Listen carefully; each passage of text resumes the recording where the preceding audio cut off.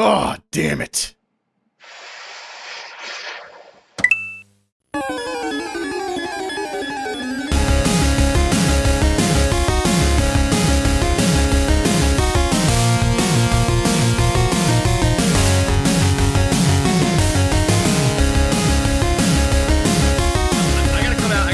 Gates firing on all cylinders.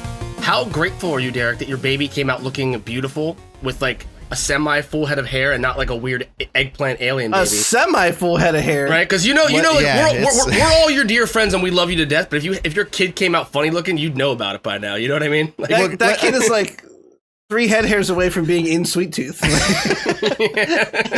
So much hair on his head. I'm being completely serious when I say that, like, the night that we went to the hospital, Veronica says something. She's like, I'm kind of nervous. I'm like, well, what's going on? I'm thinking like she's nervous about giving birth, about this or that, whatever. She's like, what if he comes out ugly? I'm like, I've been thinking about it for like 6 months. Like, we kind of panicked about it. Yeah. And he came out fucking adorable. So, you know. Yeah. All worked out great, baby. Man. All works out in the end. So it's that top shelf cum, man. Good job. Right. We got that dense cum. Exactly. Everybody has that concern. And then you have, and then you're worried. You're like, well, I don't want him to have any kind of disabilities. And look, I'm not downing. It's not is that a dad joke about down? Oh. No, of course not. Okay. Of course you want your kids to come out like happy and healthy and so, you're worried about everything under the fucking sun, but it all hits you on like the last 30 minutes on the way to the fucking hospital. Like, what the fuck? Pretty good. It was out of nowhere. But he really does have like a Brillo pad of hair. He has like more hair than I do, which is just insane. Yeah. But yeah, no, he's a cute little button-nosed baby little boy. Mm-hmm. And that's it. Yeah. We couldn't fit Chris Scooter onto the birth certificate. So we just went with Odin. Okay. Yeah, we just stuck with Odin. Named him after a god to make sure he becomes a fucking narcissist later in life. That's kind of what we're trying to seal his fate ahead of time, Yeah. You figure most people end up with those psychological problems anyway, so you're going to get a jump on it. Just lean into really it. Set him up for success. Who knows, 35 years from now, he could be, involved in the race to space with Bezos and Elon Musk, you never know. That's very true. He could be right alongside. Mm-hmm. Can I ask you something now that cards are out? Mm-hmm. Did you guys know his name? Did you hear at the party? No. I really? Did. I did hear the name, but I didn't think that was his name. I thought that someone was just making a joke or something about something. Yeah, because a lot of people were throwing it around. So I was like, I thought you guys were just being bros. So I was really curious to see if you actually knew. I didn't know that I knew. But you did. There. Here we are.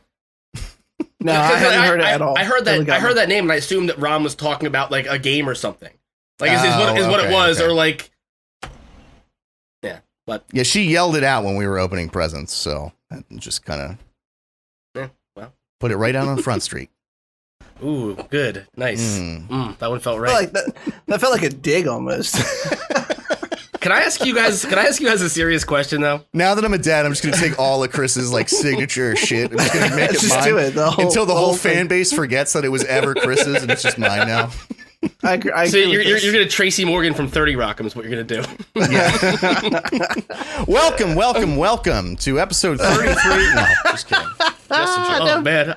Please. Yeah, I've been waiting for the day. There was one time, for those of you who don't know this is real deep cut lore here for the, very nascent podcast that we still are. We had the episode that once was, the one we lost, the Snyder Cut. I'm pretty sure that was the one that Scott did the intro for. And I was super excited about it. And I was like, I want you guys to just fucking yank it from me once in a while. And no one's tried it ever again. We'll yank you all right, buddy. Yeah, we'll give you a good yank. You silver fox, you. You silver fox, you. Can I tell you guys, I'm excited for so many things this week. There's so much to cover, obviously, so we kind of got to get to it. But I'm so excited that not one of us put that terrible fucking Borderlands Tiny Tina bullshit in the doc. We're all just like, no, I'm good. We're not covering that. We're still kind of talking about it. So now you guys know what's happening, and we don't have to talk about it ever again. Yeah. I was actually taking a pre-pod shit like 20 minutes ago, and like I saw in some forum that someone mentioned, I was like, oh, we didn't put that in the doc. I'm like, well, if I don't, and then if neither of them do, then we don't really have to talk about it a whole lot. Yeah. Then it's like it doesn't exist. It's like Randy Pitchford is just like the lowest common denominator, right? Like you wonder how he's gotten 4, 5, 6 games made at this point. And I read an article this week about him that had me like sobbing uncontrollably while I was taking a shit. So the people I live with probably thought it was a real humdinger, you know? But I'm just like, I'm doubled over in the toilet laughing. Randy Pitchford was like, he gave an interview and he was talking about how like he had ideas for Lord of the Rings television series, but nobody listened to him. Like, no fucking shit they didn't. Your entire series is one like 240-hour-long shit joke. Why the fuck would anybody trust you with a real property? Also, good. Yeah. We're all super glad that no one fucking listened to you for your shitty idea. I didn't put it in the thing because I don't give a shit about it. Yeah. I know that's not how we should deal with topics because we are an entertainment podcast. However, we get to choose what we talk about, so fuck that. Yeah. But I think something has to at least be entertaining a little bit for us to cover it, right? Like, yeah. I will at least, just for the record, state that Borderlands 2 is acceptable. 1 was horrible. 3 was an exact duplicate of 2, and therefore shit by design. It's a transitive property. I think that's how that works. Yeah. Even though I said 2 was good, 3 is still shitty. But it was like 7 years between them. Like you had all that fucking time to like do new shit. You're like, oh, I can't wait to see what they've done and changed and improved and made. Nope, exact same thing. Yeah. Exact same fart jokes.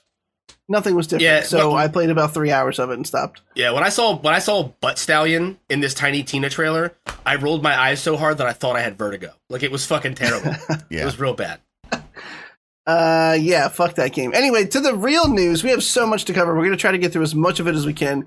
If we run out of time, we'll wrap it up next week, depending on the urgency of the... maybe we'll just say, fuck it, doesn't matter, you know? Yeah. Again, we make the rules. We do. Look at me. Look at me. You hear that, you weebs, you cucks, you furries? We haven't lend me your ears. Yeah, we haven't really shat on the weebs of the furries for a while, man. Yeah, we gotta give them a little bit of a break. Yeah, we gotta get back to our roots, though, right? Like, yeah. This is a very selective hate speech podcast, guys. Entertainment comes secondary. Somehow we talked about Biomutant and didn't shit on furries. Isn't that like? Shouldn't you pat yourself on the back a little bit? Yeah. The restraint, you know. The thing is, I know, we know Nick listens, and I don't want to hurt his feelings. So. It's very near and dear. Welcome to the Cynical Nerd, episode 33. 33. We are now in the before we were in BO. I didn't think about it ahead of time. We're in before Odin, and now we are in PO. We're in post Odin. Right. The timeline has been forever changed. We are with child. No, we are not with child. Derek is with child. No, we all mixed it together and just kind of jammed it in there. Who knows whose kid it is? It was like turkey baster, right? No! I thought Scott was muted for a second because I didn't hear anything, and then just heard, oh. Yeah, turkey basters, that's cool. So basically what I'm warning you all about is that Derek's probably going to look more tired than usual. Incredibly. Just incredibly. And, honestly, I half expected you to just be like, yeah, I'm not going to do it this week. And I would have been okay with that because you'd have been a brand new fucking dad. But he's here, toughing it out, and that means we got to get right to it. So first off, this on the Scoot scale, I'm going to rate this news on the Scoot scale for myself. I'm going to give this a 10 out of 10 on the Scoot scale. The Matrix, not for the Matrix 4, because we all know that's probably going to be garbage. Yeah, but the fact that they cast Christina Ricci, she is a 10 out of 10 on the Scoot scale. Oh, yeah. 100%. All the feelings, and by feelings I mean blood, rushes to the seat of my pants whenever I see Christina Ricci. I don't know what they're doing. No, they're not even, it's not even the duo of Lana and, is it still Andy? I'm not sure. I'm sorry, this sounds insensitive. I don't remember which one I think transitioned. They both have at this point. Yeah. Okay. All right. Well, then I will just say the Wachowskis. Only Lana Wachowski is working on it, which is weird. I don't know why they both wouldn't. They've both done all of their films together. But they're coming back for Matrix 4. Just a reminder to everybody, it's not a reboot, it's a continuation. Keanu is back along with Carrie-Anne Moss, Jada Pinkett Smith, Lambert Wilson. I don't remember who that is. Neil Patrick Harris is coming to the. I only found out through this article. I was like, wait, what? I fuck with that. Like, it's gonna be bad, but like, I'm okay with it. Like, you can tell, you can put Christina Ricci in anything, and I'm there. You tell me you're doing like the Black Snake Moan extended universe, and I'll watch every fucking movie. Oh, why wouldn't you? The original was incredible. I mean, I was like, great movie. bad example if you were trying to give me a shitty movie she was in. The thing is, she's only been in a few shitty movies, but even those are bearable because she's in them. Yeah. The fact that she's not still like a triple A-lister to this day blows my mind. She must have had a serious coke problem or something. I don't know. Well, she's an activist. She's actually a real honey in real life. She was abused as a kid, so she like does a lot of stuff for abused kids. So like acting is kind of something she just does like when she can, that kind of thing. That's actually that's incredible. Yeah. Yeah, it just makes your boner like way, way harder, doesn't it? 11 out of 10 now. Yeah. She just found the spinal tap of Scoot scales. Yeah, the Scoot scale just self-destructed, and it's a mess down here, guys. Oh, no. Oh, quick jar some for the next kid in there, guys. No! Off to the races. I missed you, boys. I'm just imagining Ron listening to the podcast later, and like every time she gets to one of those parts, she's just gonna throw something at Derek from across the room because they're both too exhausted to actually get up and interact. Just fucking throws a shoe. Yeah, well, I forgot about the whole handing my kid to me with all the pussy stuff still on it bit from last week's episode, and I listened to it in front of her, and she's like, "Really? Love you."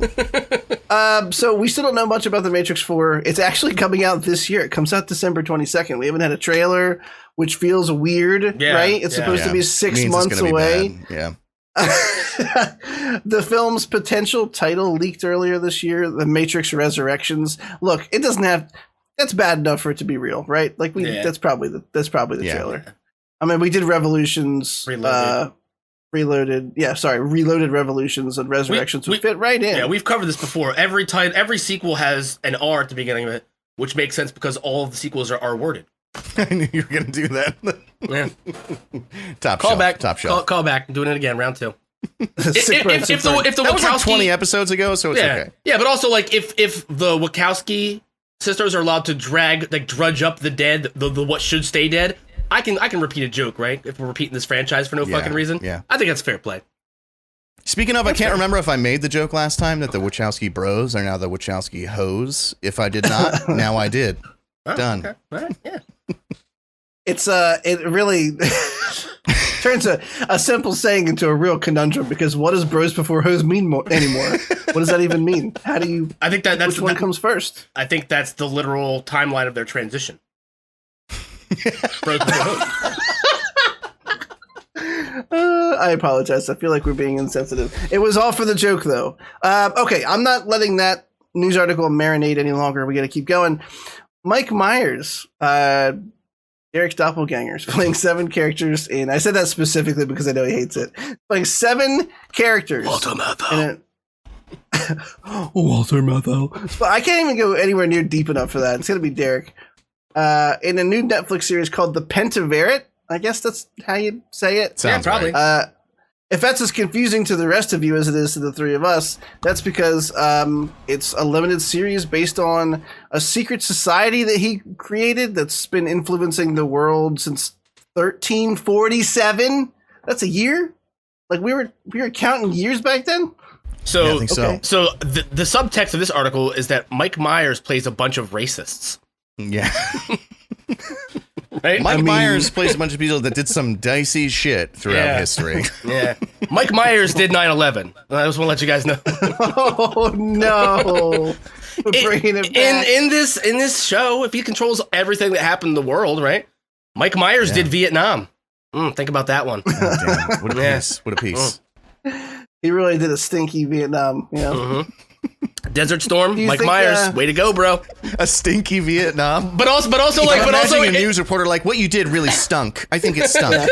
But also like the fact that like we've been back and forth to the Middle East like 3 times in the last 4 decades is such a Mike Myers move though, because he always repeats the same fucking joke again and again and again. That's true. I just think that this secret society he's running is the place that holds the key to how jet fuel could melt steel beams. That's really what I think they're holding the secrets to. Took them 700 years, but they did it. In addition to Mike Myers, the show will feature Ken Jeong. Is it John? Ken Jeong from The Hangover. Yes. Keegan-Michael Key. Debbie Mazar from Goodfellas. Richard McCabe. I don't know who that is. Jennifer Saunders from Death on the Nile. And Lydia West Again, the last two also don't know who they are. There's no other details here. We just brought it up so we could make jokes about Mike Myers and apparently very dark history of America. I mean, that went way better than I thought it was gonna. I'm not gonna lie. I don't have any other thoughts. I'm ready to just keep fucking moving let's on. Just do it. Let's move. Let's do it. Let's fucking go. We talked a couple weeks ago again, and I love news that we get to call back to specifically because I'm like, yeah, we got a backlog. We talked about the potential for them making a Blue Beetle film, and we all shit on it for about 15 minutes and moved on back then because it's kind of I mean, I don't know. He's basically Peter Parker in an Iron Man suit with a magic alien scarab on his back that turns him into a superhero. It sounds like somebody just picked different pieces of paper out of a hat to make that fucking origin story. Most modern superheroes feel exactly like that. Because once you establish an archetype, they're just like, all right, well, this is Peter Parker's humor, and we got the suit from Tony Stark, but it comes from a beetle, alien beetle. You just have to say, I find it very derivative, just like that, and people think that maybe you might be smart. It's a little derivative, isn't it? You just say it like that. Yeah, I kind of throw it away. Yeah. What did you say last time? Could I call it Kubrickian? No. Kubrickian. The thing is, it sounds like nobody in this is going to have any personality at all, let alone a building or, you know what I mean? Like. Fair.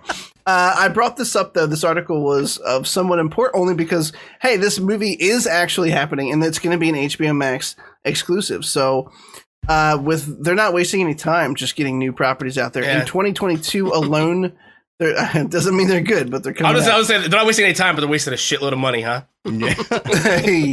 In 2022, there will be 5 DC-related films in theaters. That's 5 just in theaters. There will also be things on HBO Max. So in theaters in 2022, there will be The Batman, which we've all talked about, looks juice. Black Adam. Can I just say before we get too far away from that like I periodically go back and watch the trailer for the Batman just to see like, does it still hold up? Am I still interested? Holy fucking shit. It is such a well-cut trailer. It looks so incredible. That choice of music was really good, important. Dude. Yeah. I was going to say me too, but then I knew everybody would be like, well, no shit, Chris. Yeah. The Batman, Black Adam, The Flash, DC Super Pets, which is an animated movie coming out that looks like a DreamWorks, like Secret Life of Pets and DreamWorks, but I like how the rest got like just the title, but like with Super Pets, you were like, well, here's what it is. Hang on, before I lose you. Before I lose you. Oh, I hear a very angry child downstairs. In addition to DC he's Super not a fan Pets, of Super Pets either. He thinks it sounds like horse shit. He's probably really pissed off about it. You're right, little man. That does sound horrible. They just got home. I had to leave early. But anyway, and also Aquaman 2 is coming to theaters. On HBO Max, there's a Batgirl film that was originally slated to be written by Joss Whedon, and he got the fuck out of Dodge. I think he got kicked out of Dodge when all the Justice League stuff came to light. Blue Beetle now, and Static Shock, which we'd also talked about a while back, but nothing was confirmed. So, I mean, they're making moves. We don't know if they're going to be good ones. Yeah. It's like watching a 5-year-old who has no idea how to play chess. You know what I mean? Like it's just. And you just have to watch. What are you going to discourage them? Yeah, like you just give them poor self-esteem. No. Yeah, you just let them think that they're winning. You know. In a lot of ways, can we have a serious conversation about HBO Max and how, like, in a lot of ways they are winning, but in a lot of ways it's like you guys hit your like 2023 goal in 2021. Yeah. Why is your app so fucking innavigable to this day? Like, why not put some of that money back into your shitty app? Like, please, for the love of God, it's so glitchy, dude. It's so bad. Yeah. But what they offer is great. They have such a huge variety, but it's just the app itself is so fucking bad. My God. The back catalog of content they've acquired is fantastic. About 90% of the movies they've played have been absolutely like doo-doo dog shit diarrhea, you know? Yeah. Like just like that, where you can't tell if it was poop or someone dropped peanut butter on the sidewalk and scraped it up, you know? Like one of them. Right. Not going to stick around to find out. No. You can tell if it's a turd or a melted chocolate bar. Yeah, I got it. Yeah, you just keep walking. You don't even look at it twice. If you look at it too long, it like takes takes something from you. You know? Yeah, you become it a little bit, and it becomes you. Oh God! Yo, could you imagine like a Jamie Lee Curtis body swap movie like that? Yo, serious question though. Have you ever seen somebody out in public and you have that moment where you think to yourself, like, if I ended up in a Freaky Friday, like, body swap scenario with this person, you would need I would be like I use the Speed Force. How fast I would kill myself if I was that person for 30 seconds.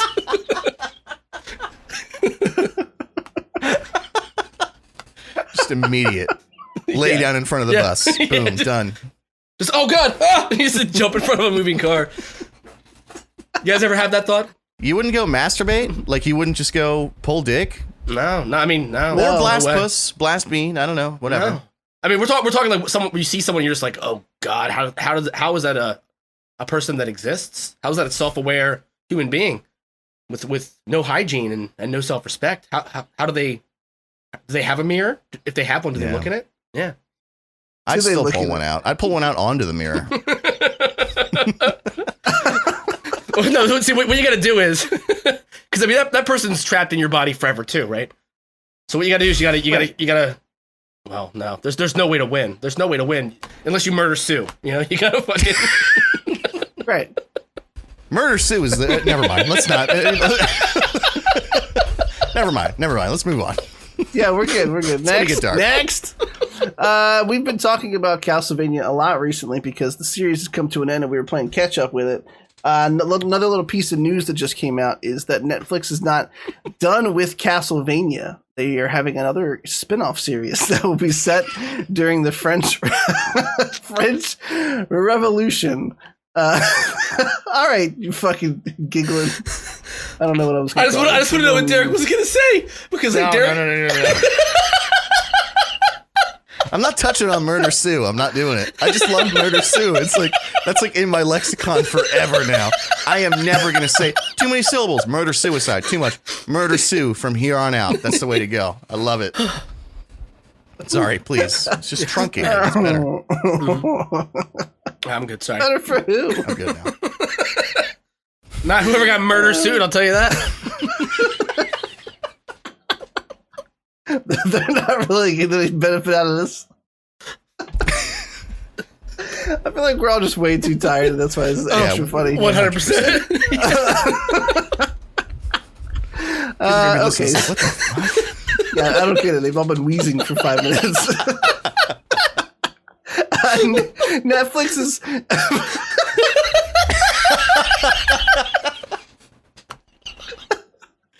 Chris has been just baking in the sun like a potato wrapped in tinfoil.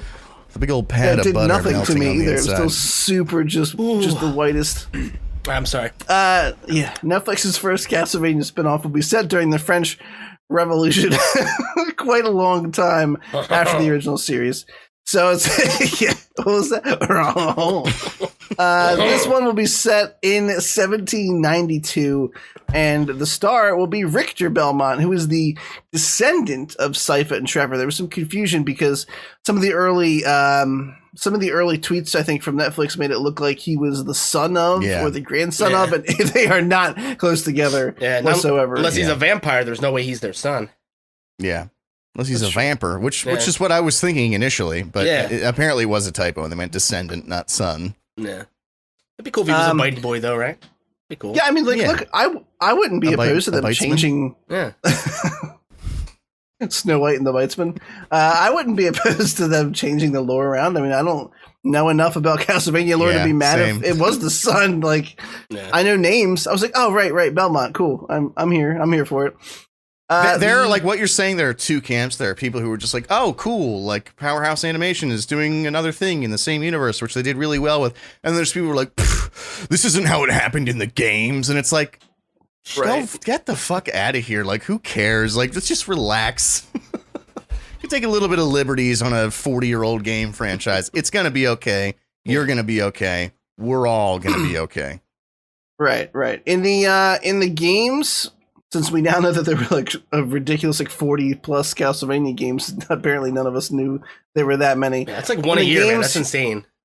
He is a renowned vampire hunter and the main protagonist of Castlevania Rondo of Blood. He's also appearing as a supporting character in later games.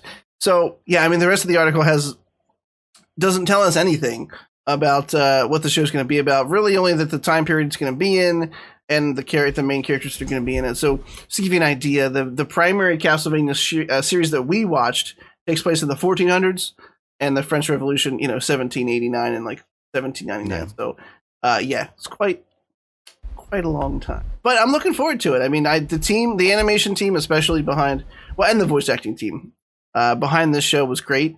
And I felt like it did well for Netflix, so it felt weird that they were stopping it. But it looks like they've been having these conversations for quite a while about a continuation to another series. So, fuck it, sure, change the time period. I do think that whenever and we can go more in depth on this when Scott finishes it because it's incredible.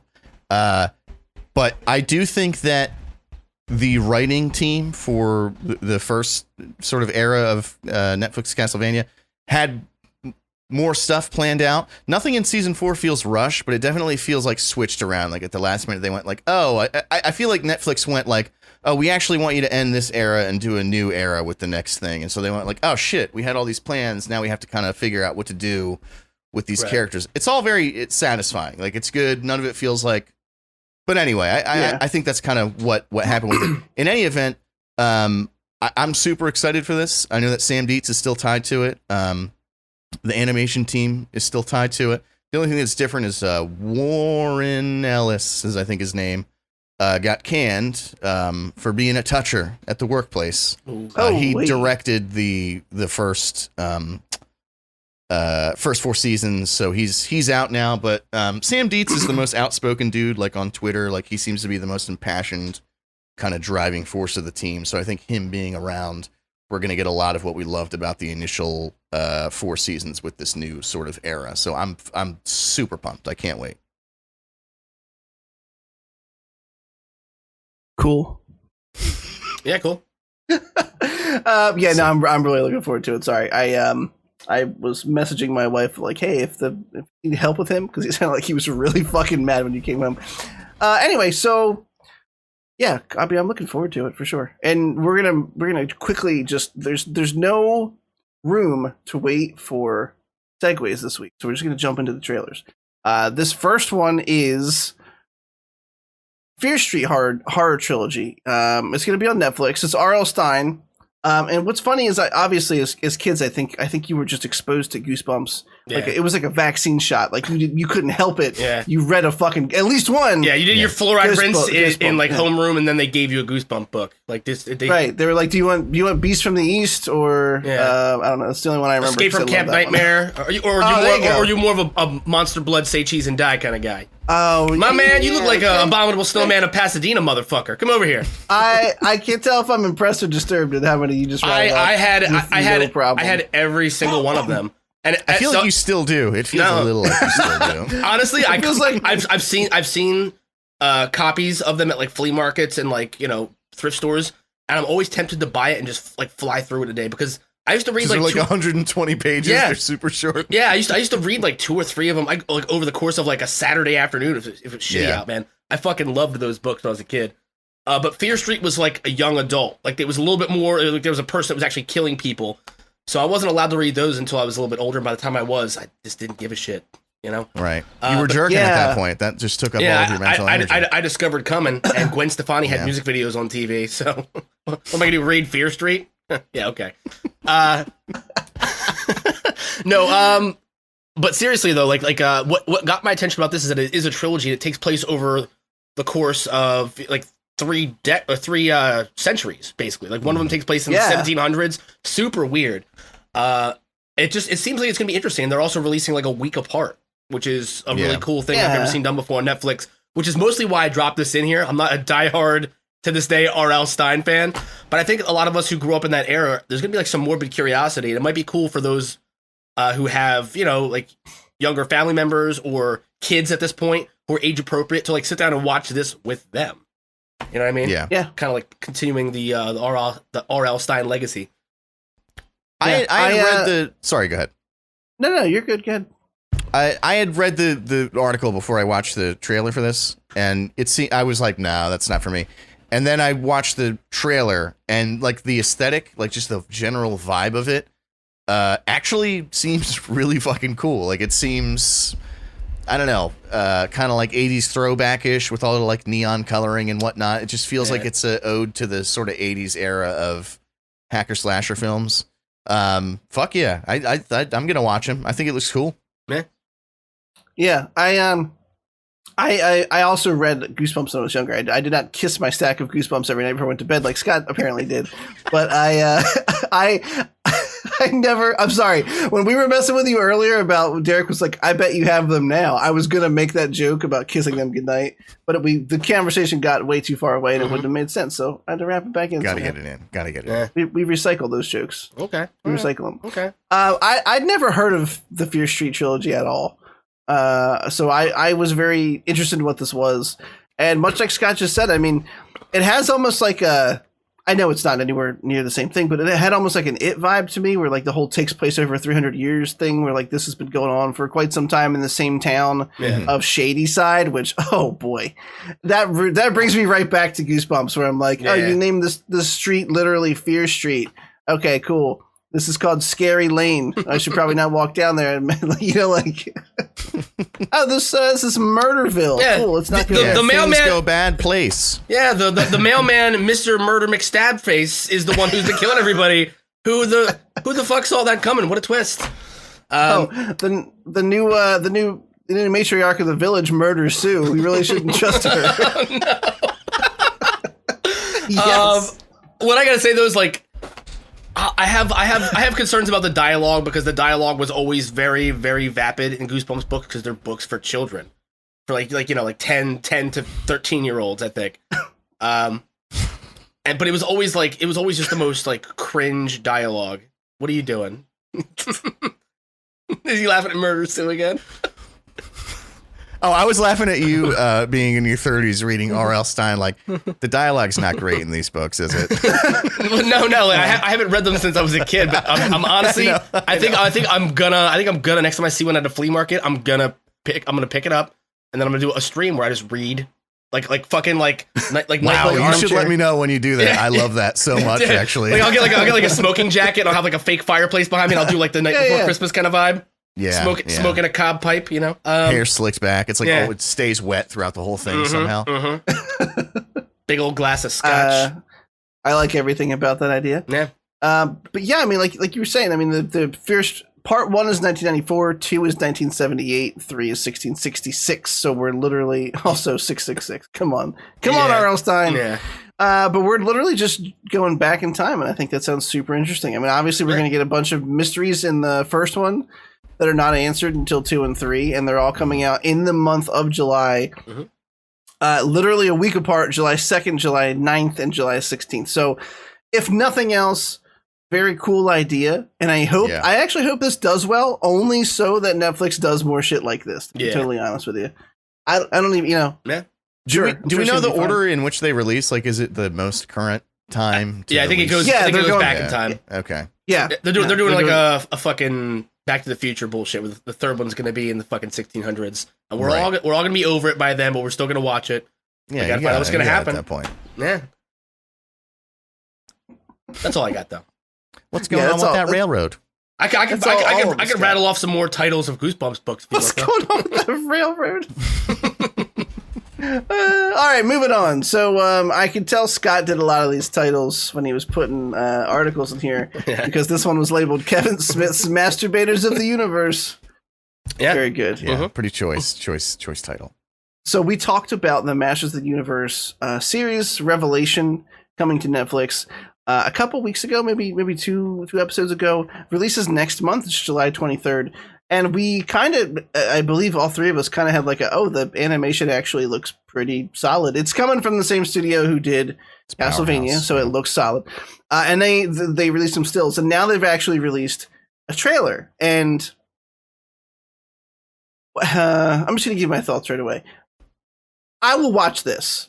And I will watch this because the animation looks really solid and the voice cast is really good. And those two things alone are enough to make me watch it. I've never, ever given a shit to me about He-Man and the Masters of the Universe before.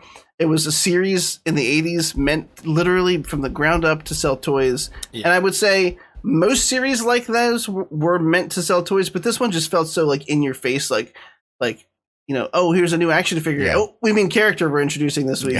To your, here's a new armor set He-Man's in. But the trailer, I mean, right away, I knew Mark Hamill was in it, but didn't know he was Skeletor. And right away in the fucking trailer, I was like, oh, thank you so much. I don't know. And some of the action scenes, I mean, now that the three of us have been doing this podcast for a while, I do look at like how many frames per second these scenes are. And it looked really good. I mean, everything looked really solid to me. I don't have it. I'm going to watch it. And hopefully it's not shitty. But I will say a little bit of Kevin Smith snuck through with the song choice in this trailer. And I was like, really? I did. You don't like Bonnie Tyler? I like that song. Yeah. It just felt so like he has no depth to him. It's so on the nose. I mean, yeah, but isn't that song in another trailer for a game? I think later. Yeah. All right. I was like, am I going crazy? Bonnie Tyler's getting lots of royalties this week. With like, she's cranking in like she hasn't since the end of Short Circuit 2. You know what I mean? She's getting that big money. She's getting that big money right now. What a reference! Holy damn! Yeah. I think it was also in fucking number 5 Alive. It's also in the Guardians of the Galaxy trailer too. That's what it was. The Guardians of the Galaxy. I gotta say, I don't give a fuck about He-Man. I think he's stupid. I think every character on this show is stupid. The one guy just has a giant helmet like he's the fucking Juggernaut, but he's not. He's the Juggernaut. Got it. Oh, yeah. But the second I heard Mark Hamill's voice, I'm like, I'm gonna watch this just to see Mark Hamill do what Mark Hamill does. He's an incredible voice actor. Everything he's in, like, he grabs me, and I'm not gonna give a fuck about anybody but Skeletor. I'm calling it right now. I'm just gonna watch it for the Skeletor Mark Hamill scenes, and I'm gonna hope and pray that there's memeable content that like becomes like the next, I don't know, fucking sad Ben Affleck or something, or or You're Breathtaking, like this something. Give me something. Give me that Hamill. I want to hear Hamill's version of Skeletor just going, Meow! Like I want to hear. Yeah. Just give me that Hamill, you will. please. You'll get it. Yeah. How'd you feel? I feel great about it, honestly. Even from those stills, like I thought it looked really good. Again, Castlevania, Powerhouse Animation Studios. Kind of showed to me that like they can do it with Kevin Smith's ridiculous fucking income behind it. What is he doing? Like producing it? Like I don't know what his role is exactly. He's clearly like funding money into it, because I thought the same thing. I mean, the frames per second is crazy, which is something that even Castlevania suffers from because you only have so much of a budget. I get that. There were parts in this where I was like, oh wow. Yeah, like really, really, really good. But I had no idea Hamill was in it. If we talked about that on the podcast, then I just forgot about it entirely. But I recognized his voice immediately, of course, and it made me even more excited. I'm like full steam ahead. I think this is going to be cool. I think it's going to be a fun watch. It's going to be stupid He-Man bullshit, but it's going to be fun, stupid He-Man bullshit. Right. As you do. As they say. As they say. All right, moving on. We have, and also another title I know came from Scott, in reference to the cup. I was going to use the cup today. I forgot. Damn it. Don't talk to me until I've had an entire Cuphead full of cum. Yeah. There has been announced a Cuphead TV show on Netflix. And before we continue, that's not the most ridiculous part of it, because sure, whatever. It's old-timey, looks like a fun cartoon. The voice of King Dice will be none other than Wayne Brady himself. Yeah. Okay. I don't know. Like when I saw King, like the fucking little dice guy do his little slide out there, and I heard Wayne Brady's voice, it filled me with like this blind hatred that I've never felt for any cartoon ever before. Like I hate like grown men who are into like My Little Pony. But I don't have the visceral hate for My Little Pony. You know what I mean? Like, I just hate everything about this. This seems so pointless. Just make another fucking game. Just make another goddamn game. The first game's so good. Why do we have to sit through this nonsense because you made a good game? How are the two directly correlated? And it looks so fucking terrible. It looks so pointless. I mean... Yeah, sorry. I was holding that one in. I tried to pepper in all the stuff I hated between stuff that I was going to praise. And, oof, that's a bad one. It seems silly. It seems weird that like this many years after Cuphead came out that they're gonna make a cartoon about it. But I think the best thing about Cuphead is the animation and the love that went into it. So it's kind of like, all right, well, if they put that same amount of detail into it, at a minimum, I'll check it out for sure. I didn't know there was a trailer. I must have missed that in the article, so I didn't hear Wayne Brady as what is it, Mr. Dice or something. I never played it. I'm not far into it anyway, but I've always wanted to, but I just never have. So I don't know, like the fact that the animation had so much fucking love put into it in the game. Well, if they put that same amount of detail, I think it might be all right. I mean, I'll check it out. But I agree, it's weird. It's like the time the tide sort of fucking passed at this. It's gonna look good, but what's the fucking point? Like, what story are you gonna tell about? Like they're all just inanimate objects that have that. It's like the Brave Little Toaster, right? Like, would you as an adult watch the Brave Little Toaster show now? No, because I love it in my heart. Because last time I saw it, I was like 3.5, and everybody says like, don't watch it again. It's a terrible movie. Yeah, so I just never will. I love how it is in here, and I keep it like that. All right, so we're all pretty much like, why does this exist, right? Okay. Well, also like what happened to Wayne Brady? Like what? You know what I mean? Like you mean Brain Weighty? Did all that Whose Line Is It anime money dry up? Wayne, like what's going on? I was gonna say, when Mr. Dice or King Dice came out on stage, I was like, oh, just don't Whose Line Is It anyway with this? Like, what are you doing? And he definitely did. Weird. Yeah. Whatever. Moving on. I want to get to the E3. So look, we're apparently all old and not with the times because none of us realized that E3 was happening this week. So surprise! There's a bunch of trailers to talk about. We're actually making pretty good time so far. If we keep this up, I think we'll be able to wrap her all up in time. But I do have to call for just a very, very, very quick break. I'm sorry if you want to plug us real quick just before we get into E3. My apologies, sir. I know. No, you're fine. All right, fine. I'll shill. I can shill. I can do that. I can be that guy. Yeah, you can chill. Thanks for listening, guys. You can find us at thecynicalnerd.com.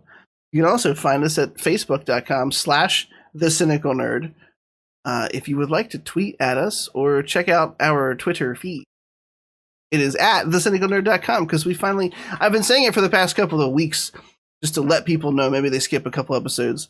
We finally got our proper Twitter handle back, so feel free to send all of your horrible memes our way, and we'll rate them. We'll do like a whose meme is it anyway style thing, and tell you if your meme is shit or good. You can also email us at questions@thecynicalnerd.com, and ultimately, if you have a problem with something we've said on the podcast, you can hashtag #FuckTCN. Yeah. If you were super in love with the episode, or one of us, or all of us at the same time, you can ask us a question to your heart's content with Ask TCN. If you want us, Ask TCN. If you want us to run a train on you, you can just hashtag bang it TCN. Only one of us will participate. Hashtag train TCN. You can't call it a train if it's just me. It's just train CN. Then this is me fucking somebody, and I don't want to sign myself up for that. I don't want to commit to that. You know what I mean? Because that's too much pressure. Yeah, because there could be no chemistry between us. You could have back nasties or something. I want no part. I want no part. If it was all three of us, I could lean on one of these guys. Yeah, but it was just me. If I'm not attracted to you, but all three of us are fucking you, at least I can laugh about it because it'd be funny. But if it's just me, I don't want to commit to that. You know what? Don't tell me. That's better this way. Yeah. Just wait till you listen to it back. Don't tell me about the back nasties. It's really like the back nine of back nasties. You know what I mean? All right, so digging into... Do y'all not know what back nasties are? I mean, I can infer from context what a back nasty is. Okay. Namely, that it's on your back and it's nasty. Oh, yeah, that it is. Oh, fuck. All right, boys. Getting into some of the the E3 reveals this week. Our first one is Battlefield 2042. So the new Battlefield 6, basically is announced. It's going to be coming out this October.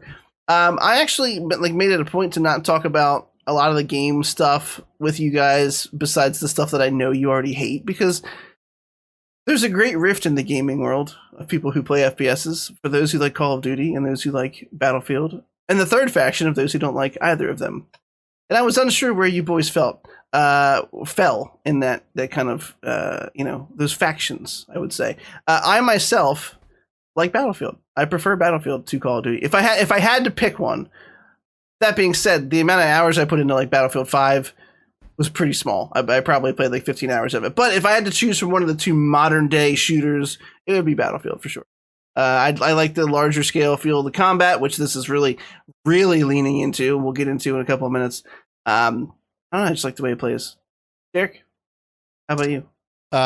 You presented it as 3 camps: COD, Battlefield, and then neither. Really, like out of those 3, I fall into neither most of the time, but I do like Battlefield more than I like Call of Duty. Call of Duty is just like, it's like bland. I don't know. I could just never get into it. And I tried with multiple games. Like I could just never do it. Battlefield, there's been a couple, like Battlefield 4, Battlefield 1. I never played 5, which was the World War II one, I think. Bad Company 2. Bad Company 2. Bad Company 2 was fucking juice. That campaign, ooh. Yeah, so like they're good, but they never hold my attention for too long. Like a couple weeks, and then I just go like, I'm gonna play something else tonight instead, and then I'll come back to this, and then I never do. That being said, I don't know. Like, I think what we have linked here in the doc is the cinematic trailer, and I've said before on the pod that I kind of hate cinematic trailers because they don't actually give you any kind of indication of what the gameplay is going to be like. But then today they didn't have a gameplay reveal, but I forgot to throw it in before we came on. Did you guys watch it? Yeah, I did. Oh, it looks incredible. It looks great. Oh, like, you did watch it? Yes. I was surprised. Like I put it on as like I guess I have to watch this for the episode or whatever. No, it looks really, really fucking cool. The maps are apparently like gigantic, which you can tell from that gameplay video. They always showcase the like coolest, trickiest stunts that almost never happen in an actual match. But just the way that they had like the zip lines between the buildings, and it just seems very like traversable. They had like the grappling hook that he sort of swung onto the one like outcropping, the scaffolding or whatever it was. It looks really good. It looks like it plays good. It's beautiful. They've always been beautiful for like the time that they've been released, and this one really looks like it's like they put a lot of work into it. I like that they're doing a slight future thing because it still feels rooted sort of in like the kind of technology that we see now. It's not just like, oh, let me pull out my laser gun, like, then it just becomes like a sci-fi game. I like that they kind of stayed within a sort of reasonable time frame. But anyway, so that's my I'm gonna play this. I think it looks really good. I think it looks super good. That makes me very happy. Scott, how about you? I feel like Battlefield puts more care into their games. Like they don't have a new game they crank out every single year. There's not a new battle pass to constantly work on. It's more about creating those big game moments in a multiplayer setting. And they showcased this in the trailer by showing multiple iconic trick shots from the last 15 years of Battlefield in the trailer. And I watched a few reaction videos, guys, of the original creators of the trick shots reacting to themselves being immortalized forever in the Battlefield canon. And I got choked up watching a grown man sob at his trick shot where he like jumps out of the fucking fighter jet, rockets the other one, then lands back. Like watching the actual shot was gorgeous. And then going back with that context and watching the trailer for a second time, Battlefield it feels like it's made for the fans, whereas Call of Duty is made for the money. And that's how it's been for over a decade now. It really is though, because like Battlefield, like if they aren't going to craft a unique experience for you, they're not going to just push out another game to do it. Like even the ones that have fallen flat, like Hardline, still a completely unique. You don't have to kill anybody. You can arrest everybody in that fucking game when you play through as a cop. You know what I mean? Like they take risks. Doesn't always pay off, but they always go big. And the weather effects in this, man, like everything I've seen them implement. Yeah, dude, the tornado in the MP map. Oh my god, yeah, so dude, cool. and the thing is, I'll see other games borrow ideas from other shooters, and I'll just be like, oh, of course, how fucking original. But Battlefield does it in a way that's so grounded in reality that it takes, like you said, it takes the sci-fi fantasy out of it. It feels like a real, actual, practical application of this technology that's larger than life in other shooters. And I love that, man. I can't wait. They're getting my money day one. Me too. Yeah, dude. Yeah, me too. Happy. I actually think I'm gonna buy it day one and check it out. Yeah. But I mean, we can have TCN squad. Oh hell yeah, TCN squad. I'm very excited about this. I wasn't sure. That's why I said I waited. I wasn't sure how anybody felt about the series, but I went back and played Battlefield 4 recently, and it was quite good. I mean, it still plays pretty well. I mean, obviously you can tell it lacks some of the newer features of modern games, but if we were big enough and people gave a shit, Scott gave out the box quote that they would have used for it, where it said that Call of Duty was for the money and Battlefield was for the fans. They would have just quoted the shit out of that. It really is though, like 100%. I've never played a battle. Like the only issue with Battlefield is sometimes the maps are too big, and by the time you get into the action, it's over. Yeah, that's why it's awesome that this is apparently 64 versus 64. I don't know if they've been doing that for a while now, and I just forgot or something. But like, as long as the map is populated, it can be big. The only time that's an issue is 64 because 128 versus 128. Oh, it's 128. I'm sorry. Wait, hang on. I think it's 100. They said 128 players. You're right. It might be 64. Okay. I was like, that would be fucking insane. Yeah, holy shit. Hang on. I think it's 64. Yeah, but that's still incredible, man. Yeah, I absolutely can't wait. And the thing is, like, it felt like this trailer felt like they were just dunking on Call of Duty, because Call of Duty, like, they had a recent thing that they're doing, like a exclusive, time limited cosmetic. You could, like, oh, you want to be John McClane?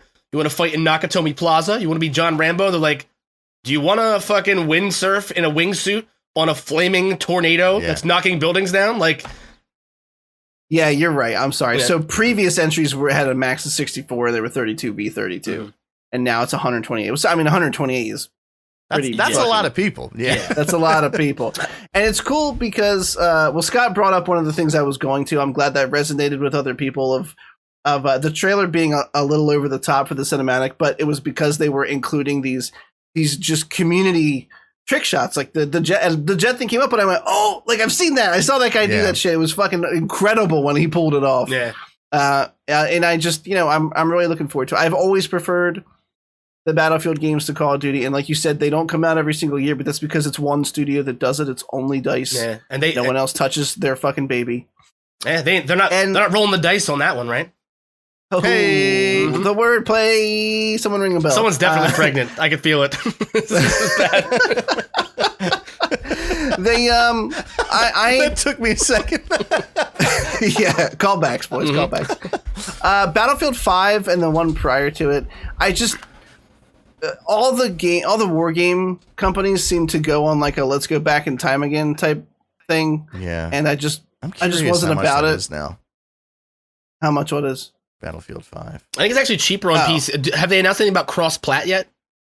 Because that's it's only $17 on PC. Well, wait, 5. Really? Yerp. Wait, really? Yeah, like 100% in Steam. Battlefield 5, $16.49. This is Battlefield 6 that's coming out, right? Yeah. Oh yeah. That's what I was talking about. 5. He was just checking back. Oh, okay. What ye older ones were. Yeah, I own Battlefield 5. I played a ton of it. A ton of it was like 25 hours. Nothing crazy. That was a ton for me. I don't typically stick with shooters for a ton of time. Yeah. But I had a lot of fun with it. It's one of the games I played when I did my 24-hour charity stream. That feels like 3 lifetimes ago. Had some actual sick matches in it. But we've talked about this game longer than I expected, so I'm going to move us along to the next one and expect some TCN fucking some squad matches once that game comes out. It comes out October 22nd, so we're getting very close to a lot of stuff. It feels like there was like a backlog of shit that got put on hold because of the pandemic. Yeah, and there's so much stuff coming out on TV next month. Yeah, and coming to theaters in the next couple months. There's so much coming. Like those balls have been swollen for months, and now they're just dumping. It's just and TCN's over here. This is just the pre-cum gang. Yeah. Yeah. And TCN's over here. This is just the pre-cum gang. Yeah. Sienna's like, oh, dicks, I get it, coming. All right, boys. Next up is going to be, I don't know. Do we have to talk about it? Yeah. We have to talk about Halo Infinite. Yeah. We sure Wasn't it supposed to be out last Christmas? Yes. Yeah. Do you mind, Chris, if I just... Oh, please. Okay. Please do. I have no joy for this topic. I have no joy. I'm at the point now where I actually feel insulted by every story-driven cinematic trailer for Halo because it's always the same fucking thing. It's always Master Chief, who they've had ample opportunity to give an actual personality to, and they haven't fucking done it. Talking to Cortana or some version of Cortana about where Cortana is and if she's dead or not. And I feel like this has been going on since the end of 4. It's been like an entire game of the same shit, and we're still doing the same shit. I watched this trailer. I was just furious that this was what they did. Like they gave us a conversation that doesn't fucking matter. Like nobody cares at this point. You've had so much time to build this world, and they're bragging like this is the largest Halo ring we've ever created. And like, oh, so we're back on another fucking Halo. And I made the joke before, but it's called Halo Infinite because it's just an infinite cycle of the same recycled horse shit. It's never gonna end. This franchise needs to die. Like, this game needs to bomb, and they need to go away. Sorry, sorry that wasn't funny. This is true. I know. I couldn't agree more. As you were talking, I was thinking, I was like, oh my god, Microsoft has officially named their built-in AI or built-in assistant Cortana. And I'm like, if your game franchise is so old that the company that made it is ironically naming the assistant after it, that's a hint that you should just be dead at this point. Like, the game, if you're referencing that, it should be a nice callback to the fucking grown-up nerds who knew it when they were kids. Yeah. But you're still beating that fucking horse. Well, dude, this is like the year, like, we're celebrating 20 years of Halo. I'm like, are we really going to celebrate 20 years with zero innovation? Are we really going to do that? Like, I'm sorry. Like, come on, Scott. But there's a grapple hook this time. I saw that and I was like, oh, we're doing Apex Legends now? Is that what we're doing? You fucking like that? Because like to see what Battlefield did with certain mechanics from other shooters, like the zip line that you get as the robot in Apex as fucking Pathfinder. To see them implement that in a real world where we have to literally put rivets in the fucking ground and set this thing up, and it takes people to help you set up equipment like that. Versus like Master Chief using it to grab everything within like a 40-yard range. It just filled me with a blind rage and hatred, man. I can't do it. You mean that if you stab a gun with a huge spike that launches out of your wrist and then pull it back, it's not gonna function properly? Is that what you're trying to tell me? I'm trying to say that gun's gonna remain fully intact. I'm just like, dude, I have the fondest memories. Like Derek, I will forever remember us just out of our minds drunk playing Halo multiplayer until like 9 a.m. in the morning, or like sometimes even noon, just being up all fucking night with like cases of Yingling, of shitty Yingling from the West End. West End. Yeah, dude, I will forever cherish those days. But like those warm memories I have of Halo have been tarnished time and time over by their repetitive storytelling and their like. They honestly just have like this weird like, do you mind if I borrow this approach to multiplayer for the last like 3 entries or the last 2 entries? They have, and they've been. Here's what I have to say. I don't hate the old Halos as much as you guys do. I hate the first one. I think it's unplayable dog shit. I look at it the same way I look at Mass Effect. I think that 2 and 3 perfected what 1 was trying to do, but the first one is inexcusably terrible. 2 and 3 I actually like. I don't think they're perfect games or anything, but when you look at them through the lens of the time that they came out, when you compare them to their contemporaries, which you should, there's no reason you should compare it to modern day stuff.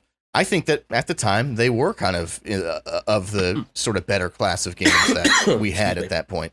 I think that like we have moved away with multiplayer from arena style stuff, and I get like things have to change, like the general sort of feel of versus has to change in multiplayer. Like battle royale is really big now. Things like horde mode, where like PvE is really big now. So I get that you have to kind of like adapt and change. But I think like, you know, even Halo 3 multiplayer, when I go back and play, I have fun with it, but I don't have fun with it as long as I used to. Like like you said, we used to play for 12 hours straight. Like it was embarrassing to admit how long we played for it. Longer. Like And now it's like I get to like hour 1 or 2. I'm like, all right, I've kind of done what needs to be done now. The story, I like the story of 2 and 3. They recycled a lot of the stuff. Like, you're right. Like, I'm not going to disagree with you. Oh, you're on another Halo ring and now another one.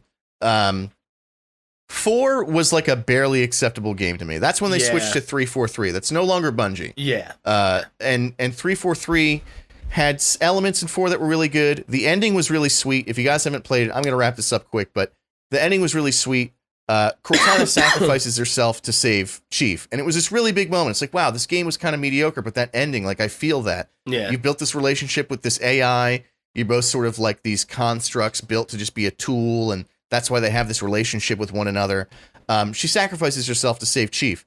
And then 5, oh my God, what it's just inexcusably dog shit game. She's now like the bad guy, like she somehow survived and she's corrupted and you have to stop her. And when 5 ended, I went, okay, well, Cortana, like we closed the book on her. She's done now, right? Nope. She's back. We're doing more Cortana shit with Infinite. It's just like, let these themes die. Like, it's just like, even with the original trilogy, it's like the Halo rings. I get it's called Halo, but you kind of goofed calling it that. But it's like, it's time to move on. It's time to move on with from Cortana in this one.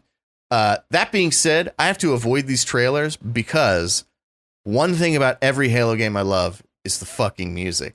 And when that classic Cortana's theme hit at the end of this trailer, I was like, oh, fuck, I have goosebumps. And I'm like, no. Go away, goosebumps. The thing is, these games are bad, but I've bought every one of them. Like, I don't like them. I'm at the point now, I like aspects. You know what I mean? Like, the music has always been phenomenal. The multiplayer in 2 and 3 was fantastic. Like, the best it's ever been, the best it will ever be. And like, you're right. Like, 2 and 3 do have interesting parts. Like, was it Gravemind? Is that his name? Gravemind. Gravemind. Excellent character. And the Arbiter are 2 of the most interesting characters in Halo, I think.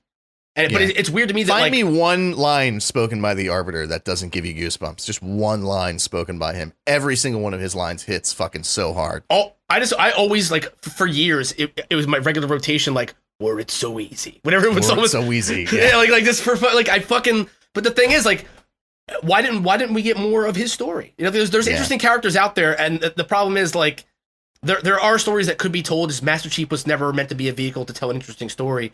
He's the faceless soldier. You know what I mean? Like, they call him John as if that's supposed to fucking mean something. I don't give a shit. Like, you gave him the most bland name for the most bland character. I don't know, man. There was a point. I'm sorry.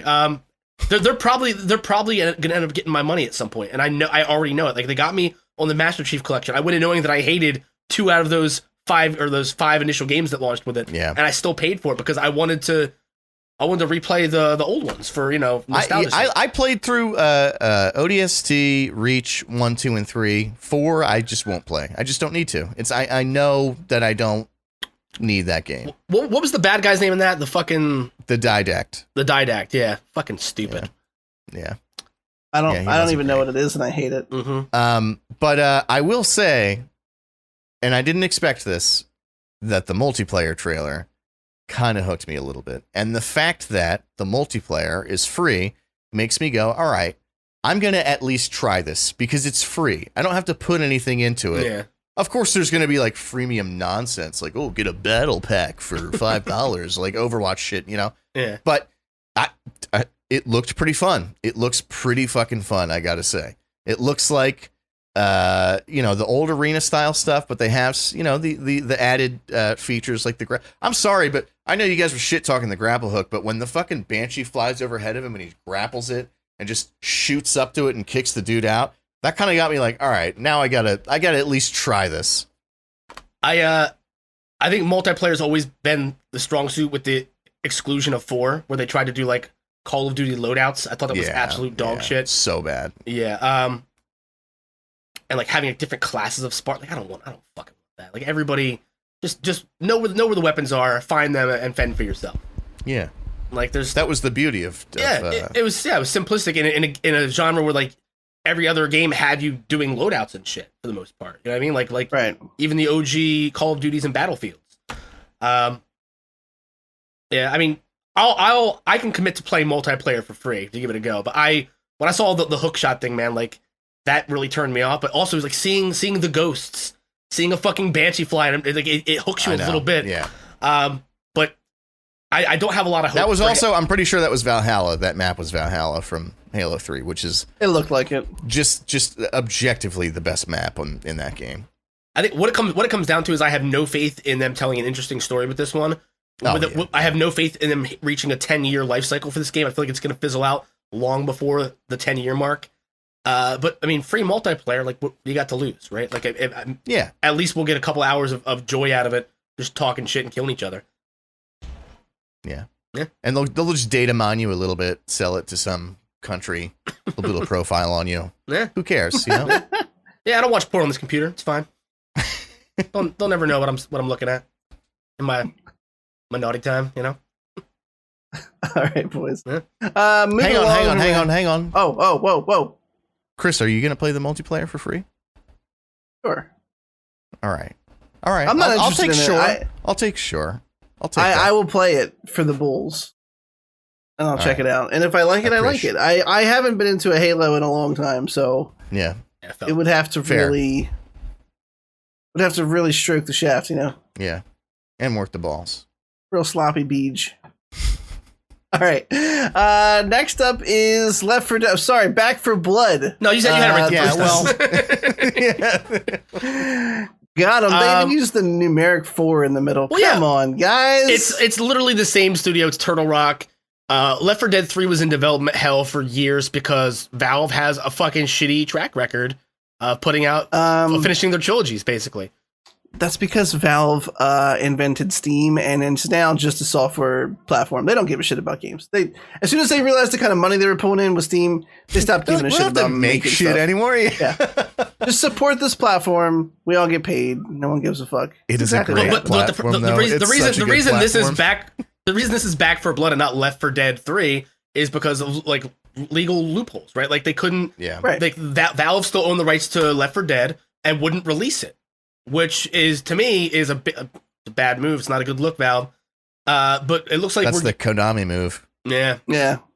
How do you guys feel about this? Are you guys excited? It's almost like a threat, right? It's like Left 4 Dead 1, Left 4 Dead 2, Back for Blood. They're like, fuck you, Steam. Yeah. Fuck you, Valve. Honestly, yeah. And like, I'm so happy to see Turtle Rock bouncing back like this because let's be honest, Evolve was fun, but that was not Left 4 Dead level fun. You know what I mean?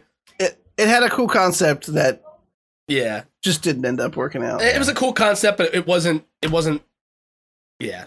I mean, I didn't even know that was the same studio that did Left 4 Dead, but that makes a lot of sense now. Yeah. Yeah. They tried something new. It was unique. It had never been done before to that extent. And I think I think games like Evolve definitely have helped in creating that little area to play around in, right? Like Dead by Daylight's now a huge game for people who want to do 1v4, you know what I mean? Friday the 13th, you know, and now we're getting the Evil Dead, which kind of like the same vibe. So it's really exciting, man. It's weird to see all those classic characters, like to see their equivalent of the Spitter and the Boomer and the Tank now, and they're all still the same fucking thing, but they're just reskinned because they can't even use a likeness, you know what I mean, without getting sued. I'm sure. I gotta be honest with you. I'm Left 4 Dead to me was always fun for 3 days, and then I got real bored of it. It's just the same thing. Yeah. So like, if they find a way to make this, like the basic concept of it is so cool, and I know that, but it's just you end up doing the same maps, the same things, the same get to the safe house, but there's no like gain. It's just like there's 4 weapons. Like it's very basic. I always ended up like, and I'd go like a year without playing it, and then like you most likely would mention Left 4 Dead, and I go, fuck yeah, like I'm into that. And then for the first like 3-4 days, I'm like, fuck yeah, this is awesome. And then I eventually just get like, what's the point? Like I'm kind of getting tired of this, and then I just lose interest for another year. If they find a way to jazz it up a little bit I don't know in what way, but if they find a way to make it feel fresh, then I'm into this. I also want to support anything that's bringing crossplay into the game. I feel like that's something people have been talking about for 10 years. Yeah. It's finally happening with some games now.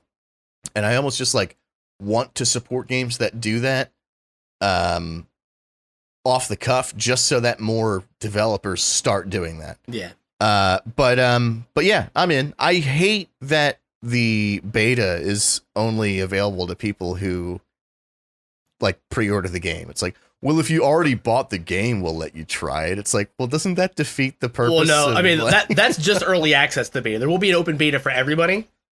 People. Okay, I misread that. Okay. Yeah. No. The beta for people who pre-order the game starts August 5th, I believe. But there will be an open beta. I want to say towards the end. I want to say the end of August into early September.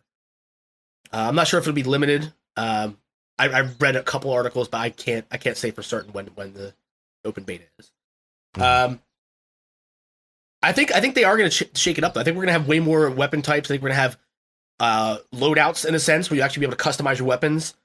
I saw a lot of different melee weapons, and I saw different variants of like the same baseball bat. Someone had nails on it. One person had it lit on fire. I think we're going to get little bits of all the natural evolutions that have happened in especially zombie games and melee combat games over the last 10 years. Mm-hmm. I mean, I think the last Left 4 Dead, I believe, came out in 2010. I think Left 4 Dead 2 came out in 2010, if I'm not mistaken. Yeah.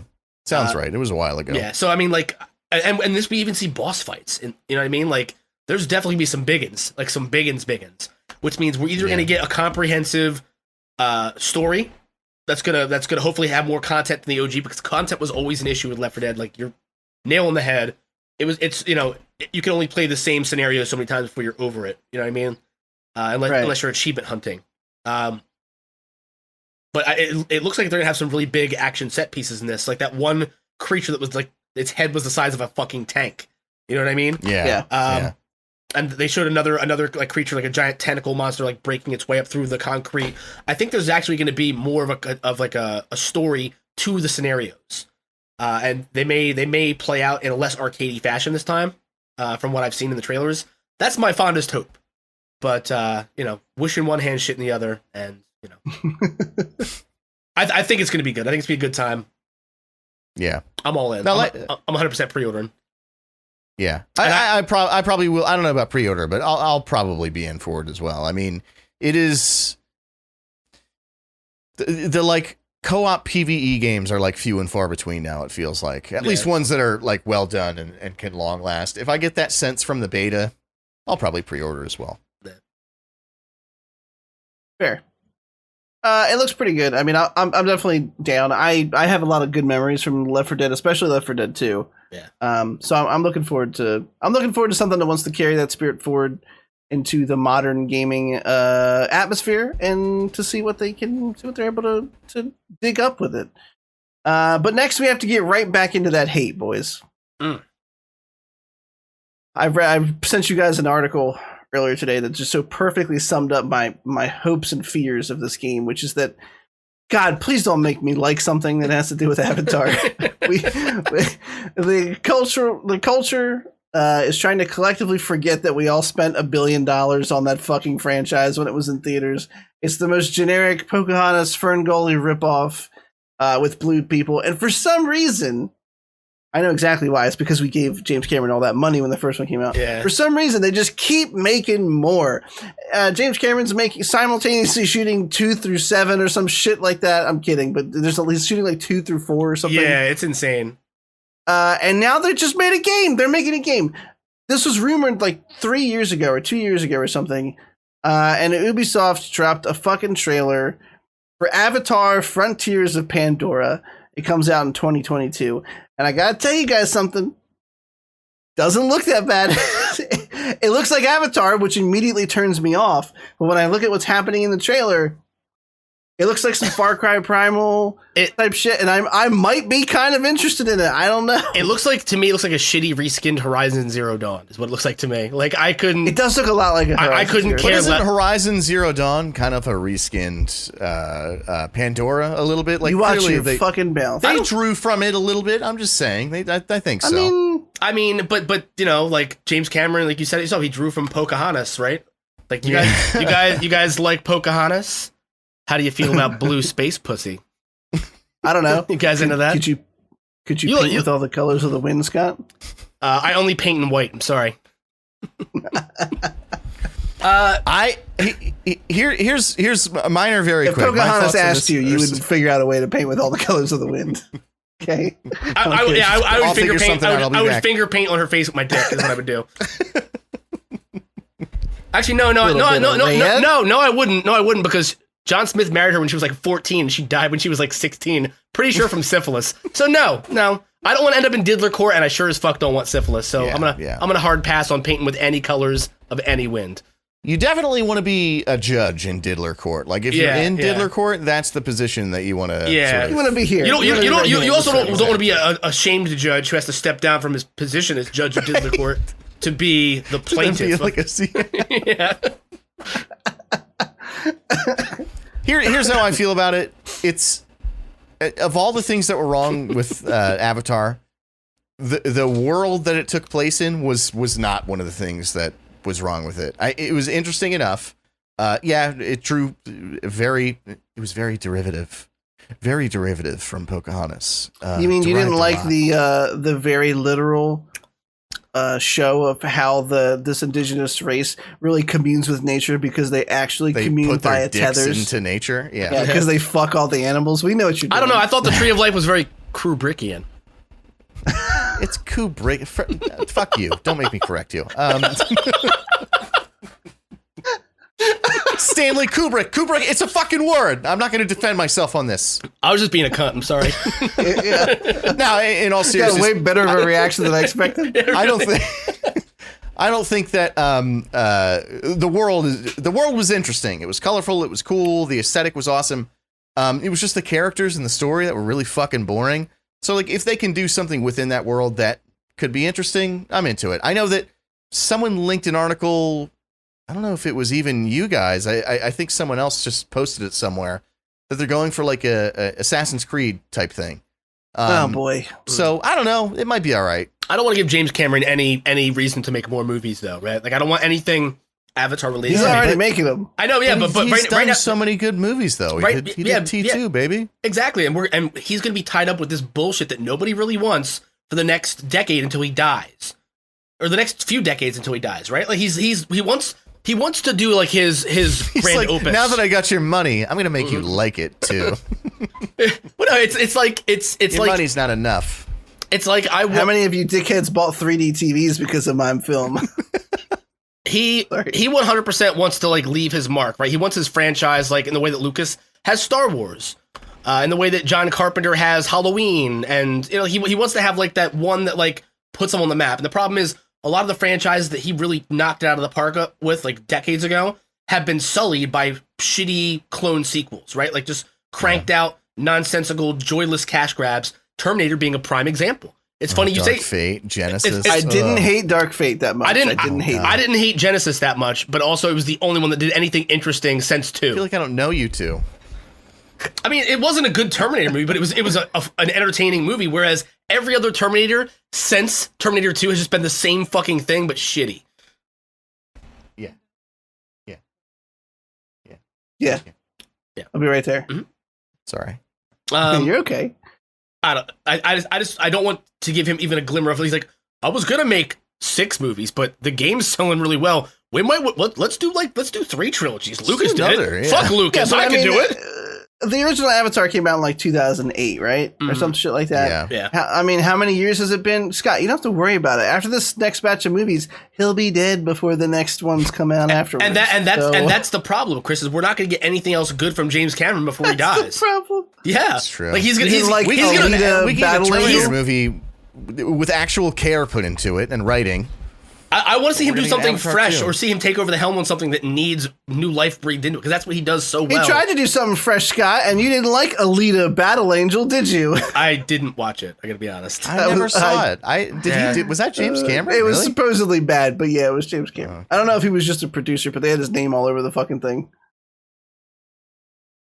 I feel like in that scenario, like Alita Battle Angel is like that girl that like James Cameron hooked up with once. And she's like tagging him in all these memes on Facebook. He's like, oh, people are going to know I fucked her. People are going to know I fucked her. Oh, God. Oh, God. How do I untag myself in this shit? You know, Just gonna make a but he movie doesn't that know comes because he's back. like 60 years old. yeah, exactly. That's His interns all fucking hate him. yeah, that's my point. Is like he's gonna waste his twilight years on this, and I mean it's gonna be worse. I think Avatar is one of the worst movies with one of the most fantastic special effects for its time. You know what I mean? Like it's just it's all CGI, no heart, literally no heart. It still looks really good. It does. I kind of want to watch it again. Like we're talking about it. Like I kind of want to go. It's been like 10 years at a minimum since I've seen it. Man. Sorry, I'm sorry. I recommend watching it again. That's all right. Like you're not gonna like it. But you're gonna appreciate things about it, like the scope of certain things. But also, I'm gonna appreciate that Sam Worthington fucking just dipped out after that movie. He's like, all right, I'm not an actor anymore. Yeah. I quit. I remember his name, his real life name. I don't remember his character's name in the movie. That just tells you everything you need to know about fucking Avatar. Well, he was also in Terminator fucking Salvation, wasn't he? Terminator Salvation. That's true. Yeah. He made 2 stinkers and was like, I got it. My friends won't stop making fun of me. I gotta stop. Like, I'm gonna go work at Dairy Queen so I can have some self-respect.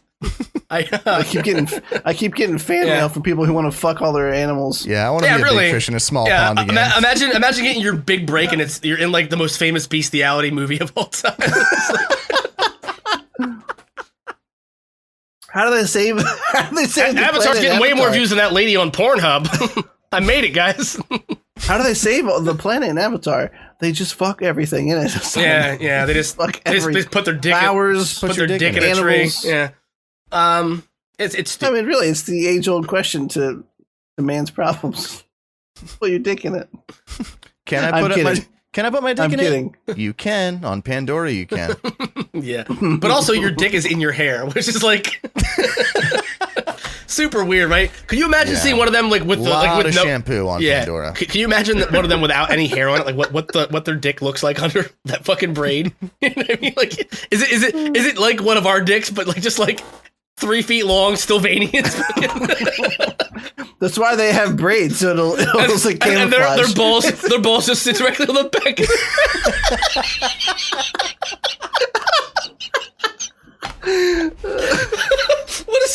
What a stupid fucking concept. Oh man! I wish I was an actual artist and could draw that. It's like James Cameron was like jerking off the porn, but he also had like the Matrix on another monitor. He's like, oh yeah, let's go. Just do a Pandoran as a Balchinian for the episode image. Oh my god! Yeah, can you make a Balchinian blue? You give him a blue. Yo, episode title: Blue Balchinian. Oh shit! I was gonna name the episode Mary Sue, but okay, it's fair. Oh, you mean Murder Sue? Oh, Murder Sue. Yes, I'm sorry. I actually have to write both of those down as contenders before I forget them, because I will. Blue Murder Sue, the Blue Balchinian. Well, what about what now? Murder Sue, the Blue Balchinian. It's a series of young adult novels. Yeah. Yeah, it's a coming of age riveting tale. Yeah. All right, so next up we've got Elden Ring, which is a video game coming from the studio From Software, and it was actually, I remember reading this, but I completely forgotten.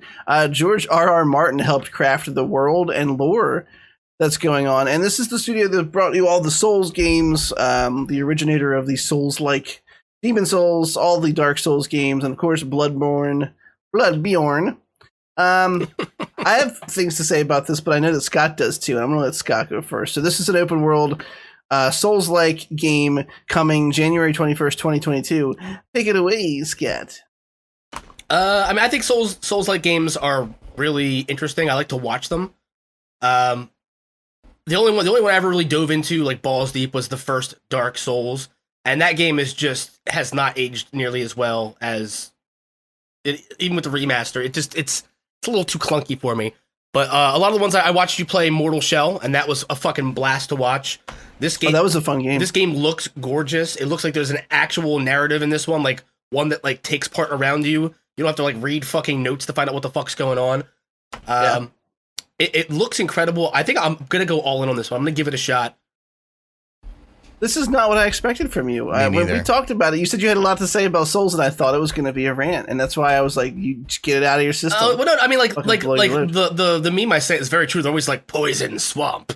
You know, like it's just like the community has been leaning into that though. I love when this happens. Like people who were kind of shitting on it are like, "Oh, another swamp game," and now like all the Soulsborne fans are like, "Oh, guys, I'm concerned with the gameplay trailer. There was 2 shots where I couldn't see a swamp in the background." Just completely leaning into like they know the assets are being reused. Yeah. Like, it's similar to like the like Pokemon. Like people who like those games are like happy to, like everybody shits on them like, "Oh, you're buying the same game over and over again," and those people are happy though. You know what I mean? They're like, whatever. It's expanding the world. I don't care. Like I'm fine with it. Yeah. My relationship with Souls games was weird. So when they first came out early on, 1 and 2, I was just like, yeah, they're not for me. I don't think they look like anything I'd be interested in.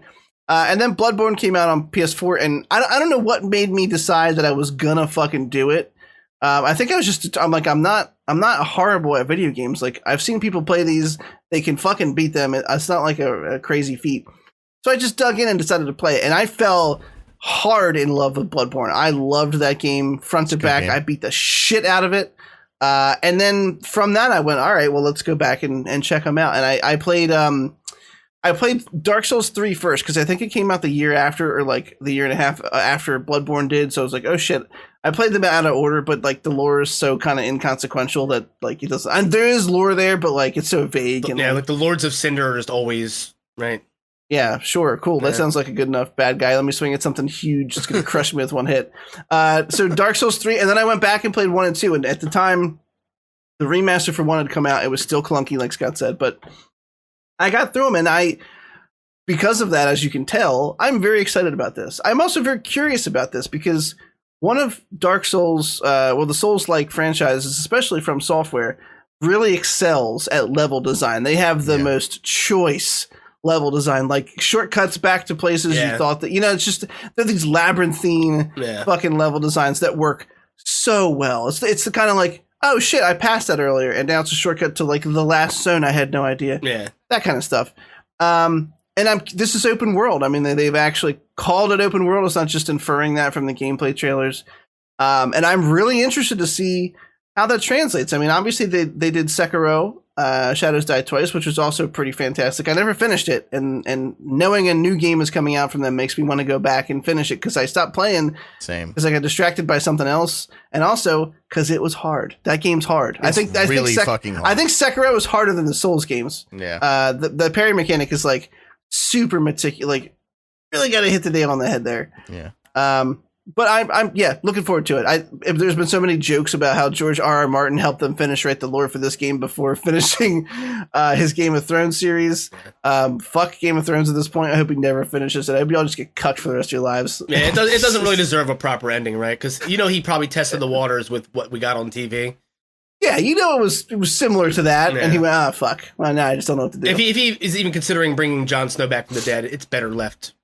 You know what I mean? Like where it is. Yeah. I'm pretty sure he is. I remember when Jon Snow died, they were like, well, they haven't gotten past this point in the books, but there was a bunch of clues that blah, blah, blah, blah, blah. Yeah. His lineage, for sure. I think there was a ton of hints in the books that were like hinted at. Because people were saying since season 1 of the show that was going to happen. So those sort of threads existed in the books already. Yeah, R.R. Martin had really planted his seeds for that. Dirty, dirty seed. Yuck. Derek, how'd you feel about Elden Ring? I think it looks really cool. Every time like a Souls-like game comes out, I go like, well, this is going to be the one that I get into. And then I do for a little while, and then another game comes out, and I go, well, let me play this, and then I'll come back to it, and then I just never come back. And by then, like, the community is so fucking good at everything that I just feel so like just inadequate. So the big one was Sekiro. I really wanted to get good at Sekiro. I came back to it a couple times. I always get kind of okay, and then, like, again, I just lose interest. This one, the world, as much as it looks like Dark Souls 1, 2, and 3, like it does, let's not bullshit. It's very, very, very similar. It does look really interesting to me. I like that it's a seamless open world thing. There's no, like, loading areas or whatever. Yeah. I would be hard pressed to deny the fact that I am interested that George R. Martin had a hand in sort of building the world and the lore. That's something he's incredible at. Yeah. The fact that he's not writing the actual narrative of it is exciting, because we know his track record of not knowing how to finish shit. But he builds worlds, very, very, very fucking interesting worlds. So the fact that he was a part of that is exciting. The gameplay looks fun. It looks more fast-paced than the Souls games. Not quite as fast-paced as Sekiro, but that's what I like about it. So I actually want to get in on this one at the beginning. I want to start playing it when it releases and just experience all the sort of blunders with everyone else, with the community. I know that's what people love about the Souls games, is the community. It's very like, there's like all the good people, but ultimately down there, like it's a joke. It's like everyone's like, nah, let me actually tell you kind of the strategy to beat this boss or to skip this part or whatever. I think it looks excellent, and I can't fucking wait for it to come out. It's also 4-player co-op, so that's another TCN broadcast. Yeah, I was going to say, there's candidate. been a ton of these games that we've all said we want to get day one, and that all of us are like, fuck yeah, let's fucking play it. So we might have a nice roster of hopefully they don't all come out on the same fucking day. That would just be the ultimate troll. Yeah. Please don't. I forgot it was 4-player co-op. So if you've ever played, it sounds like you guys might not have, but if you've ever played any of the Dark Souls games with help, like there's like a little bell mechanic. You can like ring a bell, and if someone's looking for a game to jump into, they can basically be waiting in front of a boss and answer the call. With the second person, most fights are a joke, and it's really because like a lot of those encounters are meant to just fuck you. You've really got to be on top of your shit. You got to make sure you. But obviously, as soon as you include a second person, it's like a get out of jail free card. I mean, the fight's still difficult and the boss still hurts, right? But if you're having trouble because the boss is relentless and you're not good at continuously dodging, even just having a second person there relieves some of that pressure for a decent chunk of the time. He was not looking at you, so it's fine, I'm sorry. I need 1 second. I'll be right back. I'll be right back. Just keep going. Yeah. But 4-player co-op for this, I mean, I'm fucking all in. It looks fun. Yeah. No, are they going to be doing cross-platform for this as well? Because I know like a big concern, obviously, with a game like this is everyone has different platforms they play on, right? Like some people are PC only, some people have PC and console, and we all have different friends that have different things. So like, with a game like this where multiplayer is such a big part of it, one of the first things I'm always interested in is what kind of cross-platform availability is there? Like who will I be able to play with on what platform? If I buy on PC, will my friends who play on console be fucked? You know what I mean? Right. Is there any- I don't think it's been answered yet. Actually, 3 days ago, From Software, Elden Ring will launch on January 21st, 2022, and is a cross-platform game. Hell yeah. If that's the case, then fuck yeah. Yeah. I'll probably be grabbing that baby on PS5 by then. Yeah, I mean, I forget who I was talking to about it. It might have been you, but between Elden Ring and like Horizon Zero Dawn sequel, and I wanted to play the Demon Souls remaster they released because that's the only Souls game I haven't played because you could only get it on like PS3 or something. Yeah. It was weird. It's also rare. It's like a rare game to find now. Yeah, it was a weird thing. Like, but I never played that one, and I always wanted to. And the remaster looked fucking gorgeous. Yeah.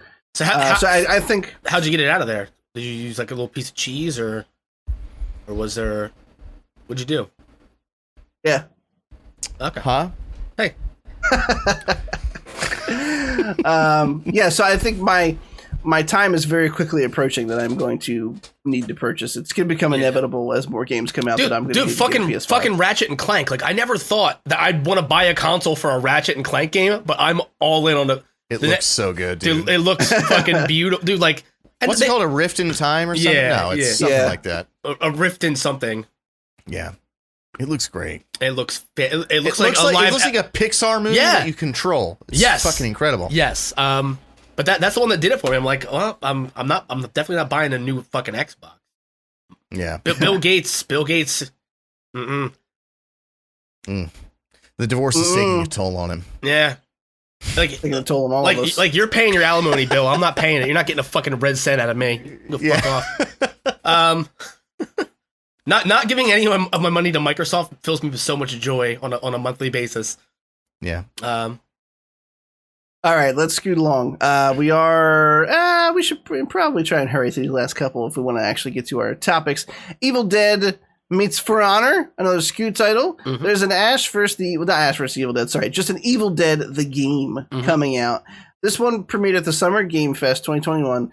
And of course, in the tradition of the Spider-Man movie games tie-ins that were narrated by Bruce Campbell, this one also is narrated by Bruce Campbell. Like the combat, I know I figured out why you said like For Honor, like the combat system looks kind of like For Honor, and there's a bunch of these different characters. Oh, by the way, I want the medieval dude who's in the red because he looks like everybody's gonna want to play as him. 100%. It looks fun though, right? Like it looks like kind of a fun game. Is this also the first time? I know like Evil Dead 1 and 2 had a different studio than Evil Dead 3 did, and so like in just due to the contracts, they could never blend those two movies. Like nothing from one timeline could ever refer to anything from another timeline. I think this is the first time that like the present stuff and the past stuff has kind of met together, right? Pretty sure. Right. I think so. Well, isn't that part of the reason why he remade Evil Dead? Like Evil Dead 2 is just a funnier version of Evil Dead 1. Yeah, it's almost the same exact story, with the exception of like the hand possession and the chainsaw. Like that was an addition. I think it looks like a lot of fun, guys. Like it looks like a mix of like Friday the 13th and For Honor to me. It looks like you're gonna have like a mastermind type situation where whoever's playing the demon can spawn in mobs. It's PvE and PvP at the same time.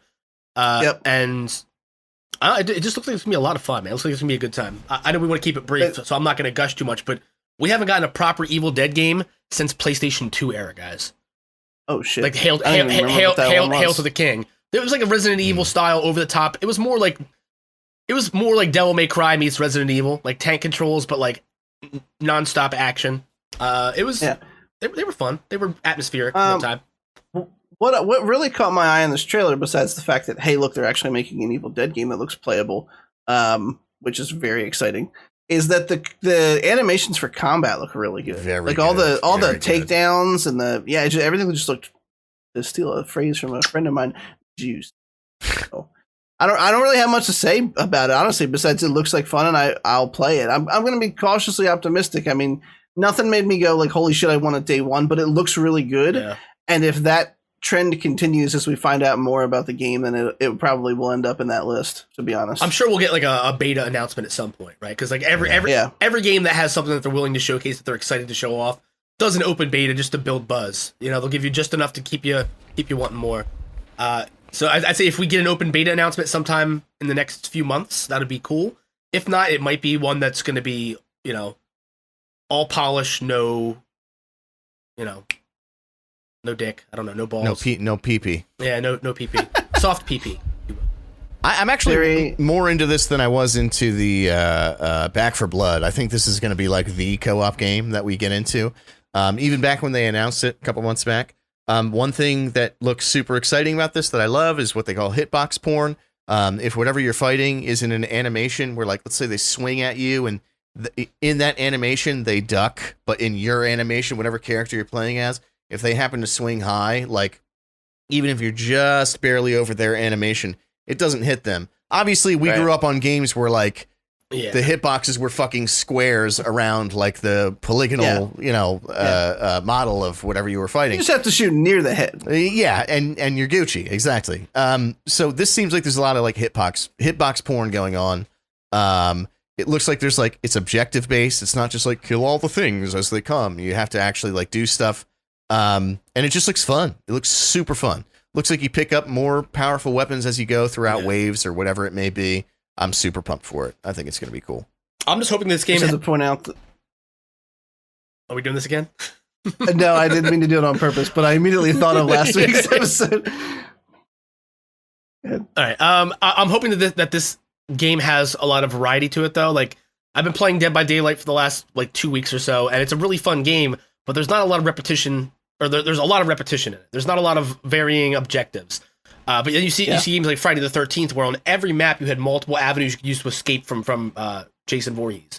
And it kept it fresh. Almost every map almost every game you played went a little bit differently.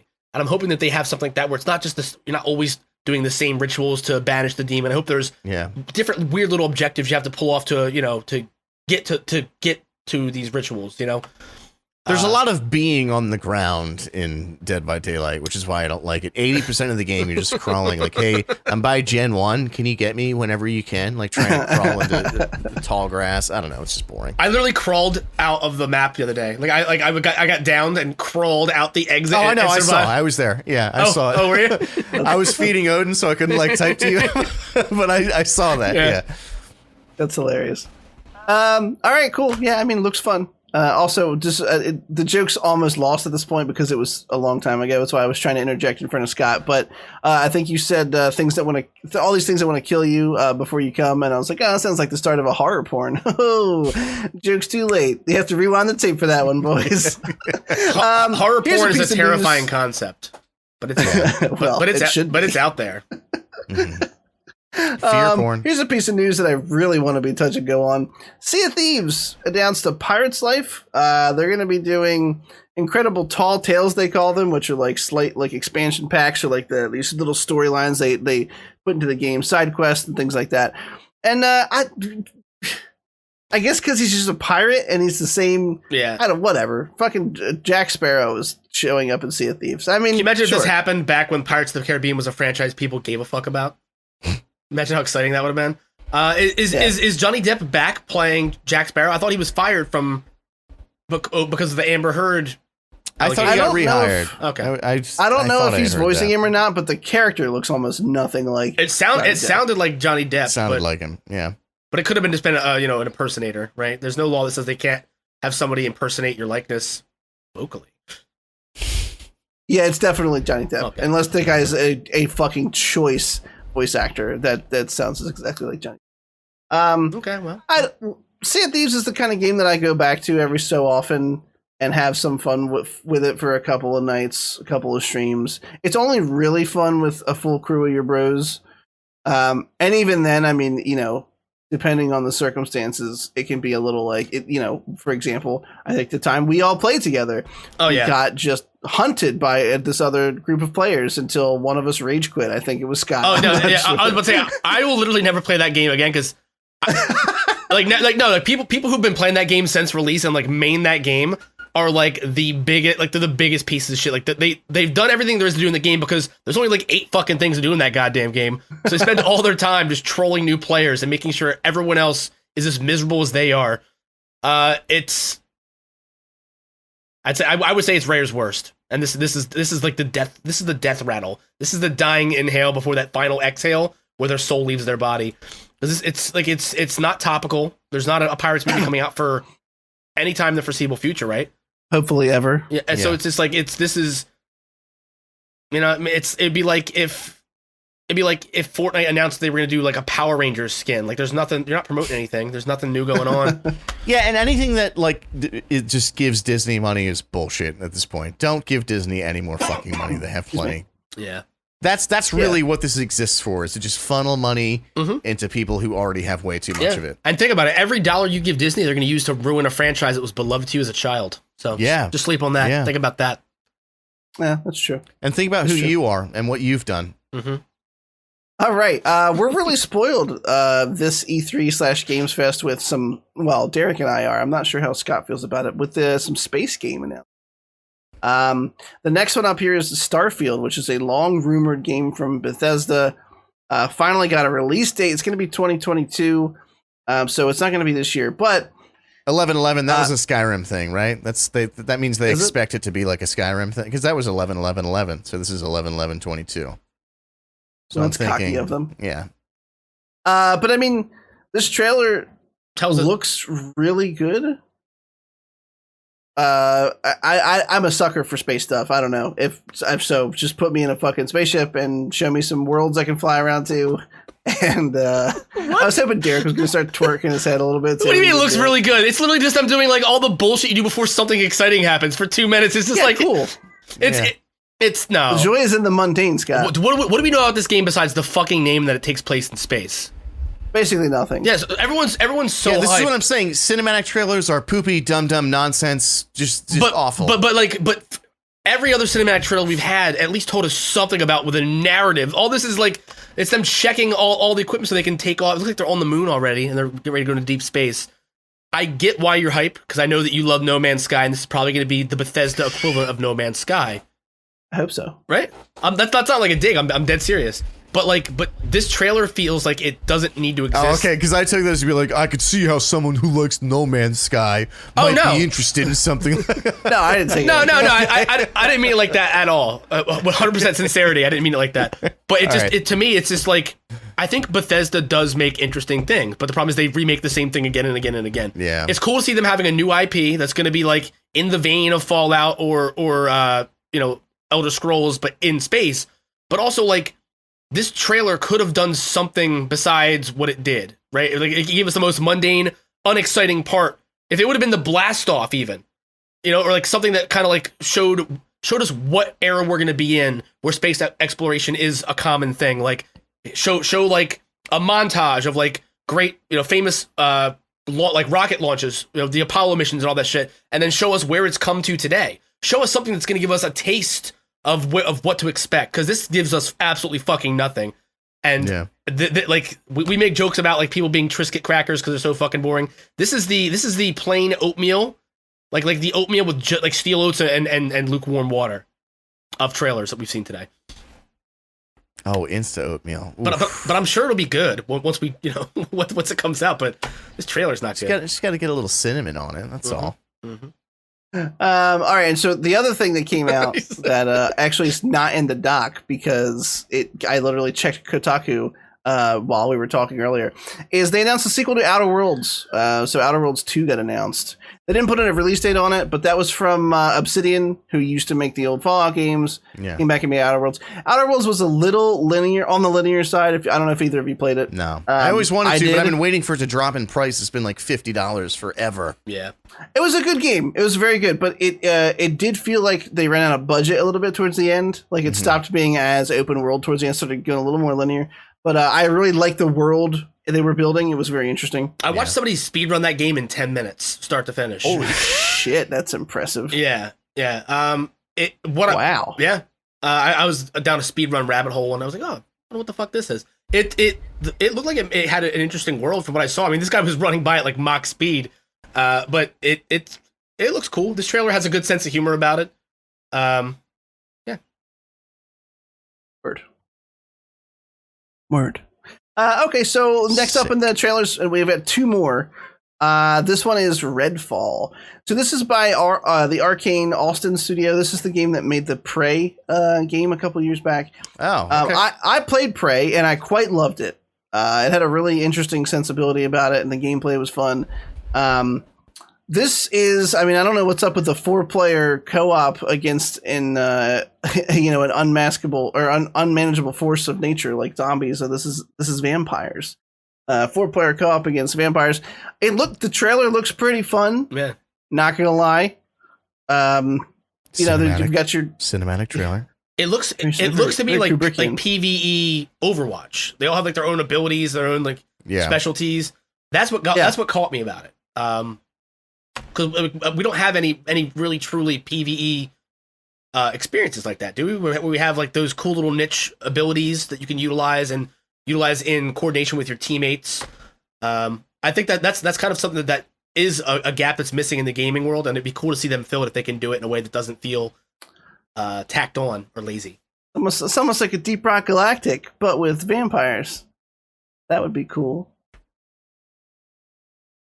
I hope there's not nearly as much harvesting resources as there is in Deep Rock Galactic, but I mean that's literally the goal. That game's a great game. Fuck you. All right, moving on.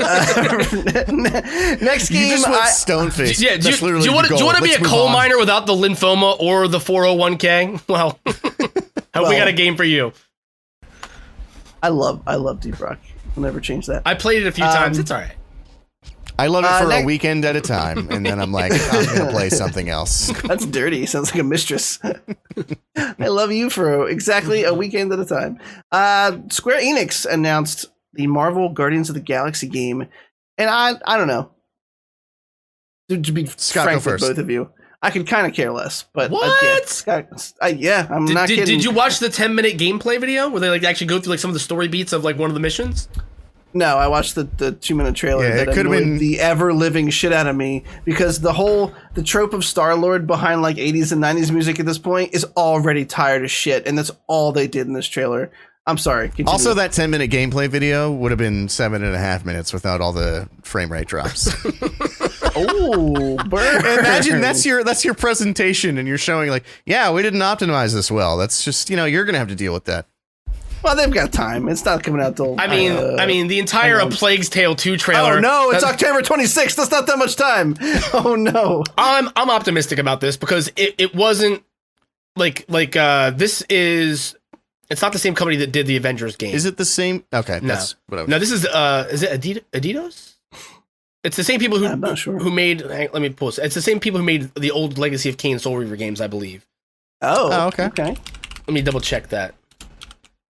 I just hate I know the reason I thought it was the same folks who did the Avengers game is that they like tweaked everybody's design enough, but like not quite enough. The gameplay looks very, very, very similar. They're clearly going for like an 80s kind of neon color palette thing with it. All that seems cool, but I just can't. After hearing what you guys and everyone else has said about the Avengers game, it is still the same publisher. I can't imagine it's going to be anything too far-fetched, too far off from that. Right. Well, I mean, I hope it's great. Crystal Dynamics made the Marvel's Avengers game.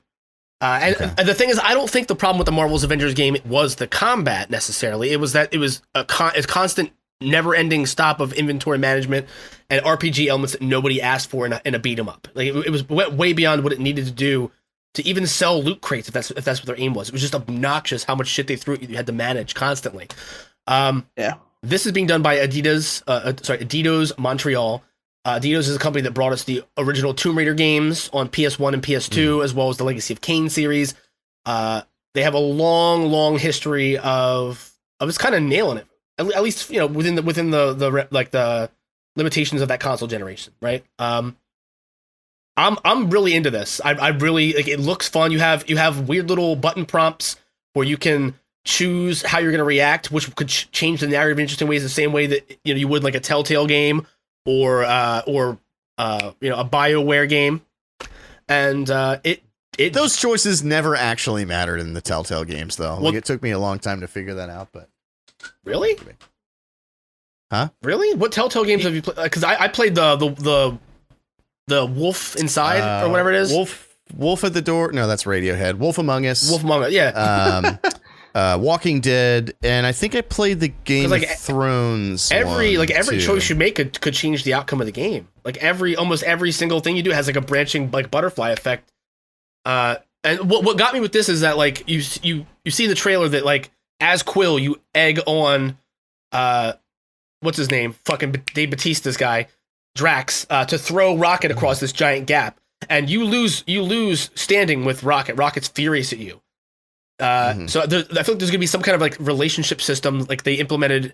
I think don't they have those in fucking Mass Effect? And games like Until. So basically, that you couldn't fuck Rocket after that. Exactly. Which would be a real shame. Yeah, exactly. Oh, especially no, Nick will be so disappointed. I hope he listens. All right. I don't ever root for a game to be bad. I hope it's good. It just didn't really catch my. I was just kind of felt like, well, didn't we just do this with like Avengers? And I hope it's good. I feel like that's an unfair way to frame it, though. You know what I mean? Because like Avengers is unequivocally bad. Avengers is one of the worst, most overhyped games of the last 5 years, without a doubt. But this is the first time we're even seeing this, right? Like this was like a little sneak. It's almost like they were afraid to announce it too soon because of all the bad press Avengers had. They wanted to like socially distance it, for lack of better words. I wonder how much Avengers is now. Speaking of, don't do it. I said when it was $15, I'd buy it. It's not even. However much. It's $40 still. Wow, it's not even worth $15. Don't even do it. I mean, I'll let you borrow my copy on PS4 if you want to try it. It's worth $15. I'll give you my copy on PS4 because I'm never gonna fucking play it again. That's never happening. I played it for like 12 hours and haven't touched it since. True. All right. That's it for the trailers. We have main topics, but we have quite a few here, so I don't want to waste any time. Do we have to pee? I do. Okay. Again? I do. I know. No. The other ones were not peas. Oh, okay. They were baby check-ins. This one's. Okay. Let me see how cheap it is on cdkeys.com. Marvel's Avengers $23.42 on CD Keys. Still too much. Still wouldn't pay that much money for it. Yeah, no, it's still not worth that much money. Nope. One of my buddies still plays it, like actively still plays it. Not all the time, but when they release new content. But he's like at the end of the game, and I remember him trying to like. He was telling me how like the combat gets pretty satisfying but you have to unlock. Yeah. All the iconic moves for these people. And it's like, when you do, it becomes like, and I'm like, okay, well then why would you start the game out with shitty combat? Yeah, exactly. Why would you start a game out with just punch them until they're dead? Like, that's the worst idea that I can think of. I don't know. I hate it. Hate all of it. Every second of it. It's not good. All the breaths that it takes. And all the moves that it makes. And the problem is though, like with this trailer, we see giant action set pieces. We see an actual story. Like the story is an afterthought in the Avengers game, right? Like these scenarios that they were putting out there. Everything I played, like Kamala Khan had an interesting origin, but it's literally just it's a collect fest. You have to go out and collect all these Avengers, and you play alongside them, almost like they're trying to recapture that Raiden playing next to Solid Snake at the end of Metal Gear Solid 2 kind of energy. You know what I mean? Like we're like, right. Like they let you play as the hero and they take it away. And then through this journey, by playing side by side with them, you feel like you've earned the right to be the new hero. It's a smart tactic, but it makes for a predictable narrative because we've seen it 100 times before. With this, man, I don't know what we're gonna get, but it's cool to me that they're not in any way drawing from the movies. They're not trying to draw from the comic books. They're trying to do Guardians of the Galaxy in a way that's gonna work the best in this medium. And right. I gotta be honest, like when I first saw some of the combat and it looked like Quill was just flying around shooting, I was like, this looks fucking boring. But then they showed some of the combos you can do with hand-to-hand combat, mixing it up. It's just, I feel like there will be different ways for you to like vary up your play style and play it the way that you want to play it. Right. You know, it's not just gonna feel like, I don't know, like a weird top-down shooter. You know what I mean? Like, I hope not. I mean, I hope it's good. Yeah, and I don't ever wish for a game to be poor. It just capture. Not even Halo Infinite. Well, no, I'm pretty confident the game's already going to be shit. But yeah, you're right. Don't you kind of want it to be though? Like, yeah, you're right. I turned on the Battlefield 2042 gameplay to kill some time while he was gone, and it just looks so sick. Yeah, I can't fucking. There's the interface where he's in the elevator looking at his gun and he's choosing the attachments for it. Man. Oh, Battlefield? Yeah. Oh, it looks so good. I can't wait. Yeah. Okay, so main topics this week. We got a couple. We got 4. If we get through them all, great. If not, too bad, so sad. The first one that we have up on the docket, thanks, Derek, for the giggle. I appreciate that. It's a movie that I mentioned like two episodes ago, I think, while we were talking. And it was kind of a throwaway thing, and I feel like I willed it to happen because I kept going, hey, didn't we have that in the docket? Yeah. Not intentionally. I legit couldn't remember if we had decided to watch it or not. Mm-hmm. What's up, Scott? I feel like you leaned in to say something. Mm-hmm. Go ahead. This movie stars Charlize Theron, and spoiler alerts, it's about basically an immortal group of people who've been fighting against injustice throughout time, and it, I don't know. I liked it. I feel like Scott didn't now from his lean forward snark. Scott, how'd you feel about The Old Guard? I feel like this movie just doesn't need to exist because it emulates like 3 other movies that already did the same fucking thing better than it could ever do it. My biggest problem with this movie is that it did tell an interesting story about a woman who was trapped at the bottom of the ocean, dying again and again forever, and then didn't show. Oh, that was horrifying. And then didn't show her until the very fucking end. This entire movie only exists for them to try to build it into a franchise where they're going to tell a story worth telling the second time around, which is the same problem I have with the fucking the last X-Men movie that came out. Fucking New Class, or not New Class. Fucking The new Dark Phoenix. I didn't see it. I still haven't watched. No, Dark no, I'm Phoenix talking 'cause about it the one like looks the New Mutants. New Mutants. Yeah, New Mutants. Oh, yeah. I didn't see that one. This either. this is like a problem. One of the biggest problems right now in I think one of the biggest problems right now in cinema is like you want to set up a franchise. Doesn't matter if you get asses in seats. Like Mortal Kombat's a prime example. Everyone who defends that horseshit movie says, "Oh well, there's more coming. Like there'll be a tournament next time." It's like, why didn't you fucking put your best foot forward first? And with this, man, I felt like there was a really interesting story to tell. In that, like that friend of theirs that had been lost to time, somehow breaking out and being like driven crazy by it, right? And like that being the real threat. I didn't care about the fucking fat little cousin from Harry Potter and his bullshit eugenics program. Why would anybody? You know what I mean? You tell me you're the richest man in the world, you own the largest pharmaceutical company in the world, and you still have that fucking face. You didn't ever once think like, wait, that's the fat kid from Harry Potter? Mm-hmm. Yeah. Oh, he lost weight. Dudley. Good Yeah, for he did. him, though. Holy shit. He did, yeah. Just as a side note, good for him. Way to go. Still a cunt. But still a good cunt. for him. Yeah, but this guy's like the Bill Gates of this imaginary world, right? Like Bill Gates has all the money in the world and can't dress worth a shit. This guy can afford plastic surgery to fix everything going on and hasn't. Took me out of it. Really did. Really took me out of it. Or He's won't. the farmer, bro. But no, He's the Martin. I just can't believe that like we're doing this thing now where Charlize Theron's like the new Liam Neeson's. Like, stop putting people who are old as fuck in all these action roles. Like we're supposed to think they're badass and think it's believable. Charlize. No. And guys, can I say something really quick? Charlize Theron, not a good actress anymore. At one point, choice, truly choice, but not anymore. Yeah. What other sunsetted actresses can we throw in action movies? What about Ashley Judd? You want to dig her up? Where's she at? Holy shit. Yeah, right. What about you just use this podcast as a vessel to like make all of us feel bad about how old we are. What about Claire? Ashley Judd. I What forgot about she existed? What about Claire Danes? Right? Could she be the new Liam Neeson? Like, it's just ridiculous. I'm sorry. Let's make it the last one, please. it's fucking ridiculous to me. It's not that I thought she was bad in this as an action star. Like the sequences were fine, her choreography was fine.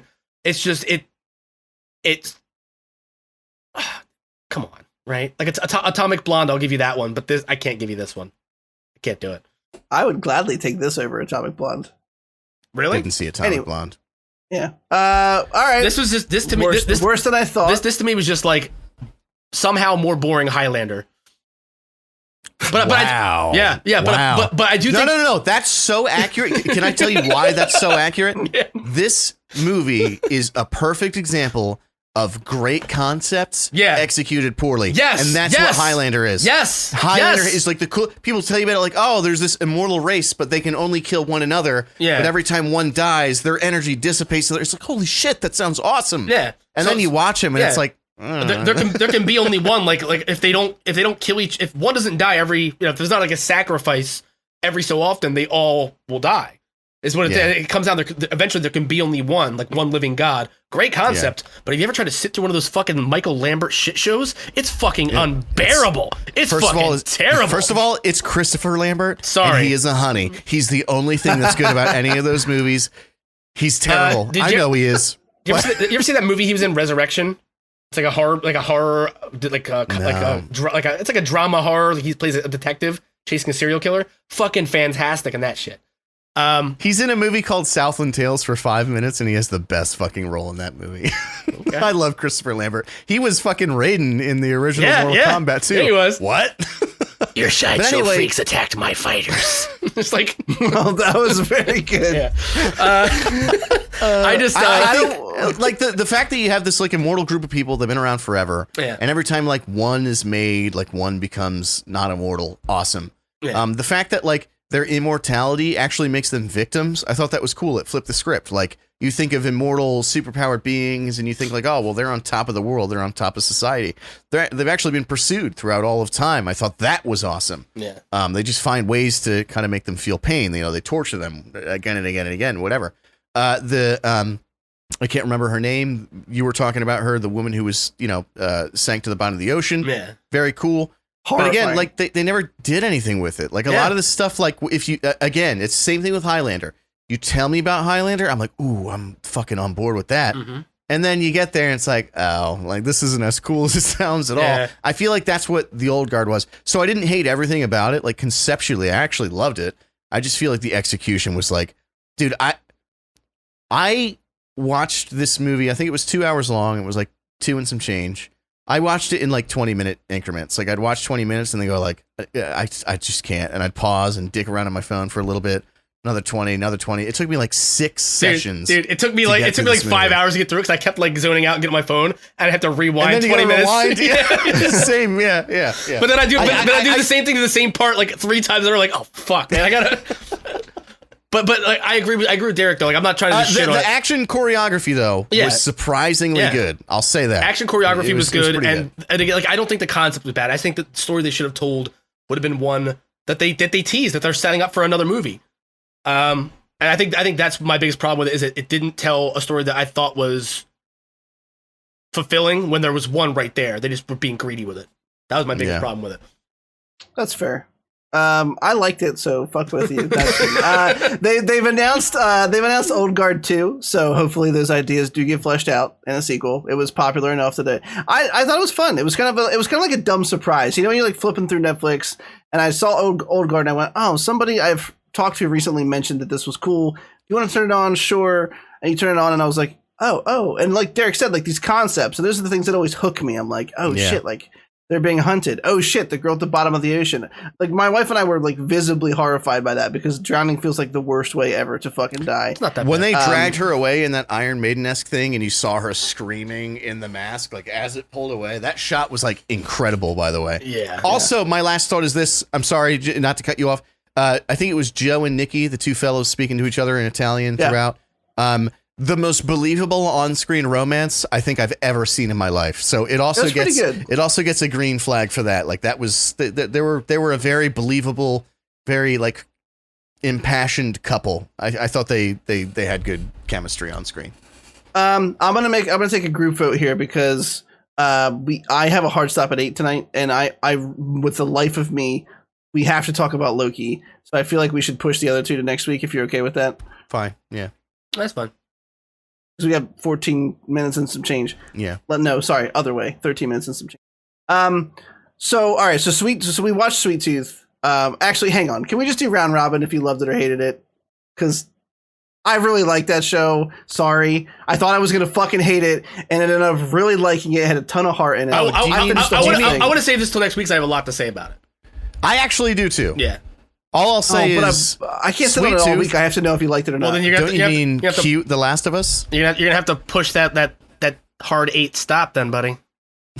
I can't. I honestly, I have shit to say about it too, so I'd rather wait. Yeah, I'm gonna wait. All right, fine. God damn it. Well, you know how I felt about it. I liked it a lot. And I watched the whole thing. Had a ton of heart. I couldn't. Anyway, all right, Loki. The Loki show came out this week. It debuted on Wednesday, and we've been talking shit on all these Marvel, Disney Plus shows for just months and months. And that's because WandaVision hooked us in a little bit early on and got our hopes up, and then demolished all of them. Falcon and the Winter Soldier barely got above a whisper on the fucking decibel scale for interesting shit, and ultimately, I think, was a bit of a disappointment, besides the fact that Anthony Mackie is a fully capable Captain America now. And I'm sure, cool. I'm excited to see what he does moving forward. I thought I was going to hate this show, and you could probably tell where this is going. I liked this first episode. I liked it a whole lot, actually. I thought that it was the TVA, the Time Variance Authority, was an interesting concept. And it was weird and different in the way that WandaVision was, but in a way that feels like the thing Scott's been complaining about with all these shows is none of them feel like they're important, and I feel like this one is actually going to be important, at least for the next couple of movies. I think Spider-Man and Doctor Strange are both going to deal with things directly related to things that we see in this show. Yeah. Tom Hiddleston is a fucking charming actor. I mean, it's the reason he's been around for as long as he has, and he did a great job in this, and they did things in this episode that I did not think they would do.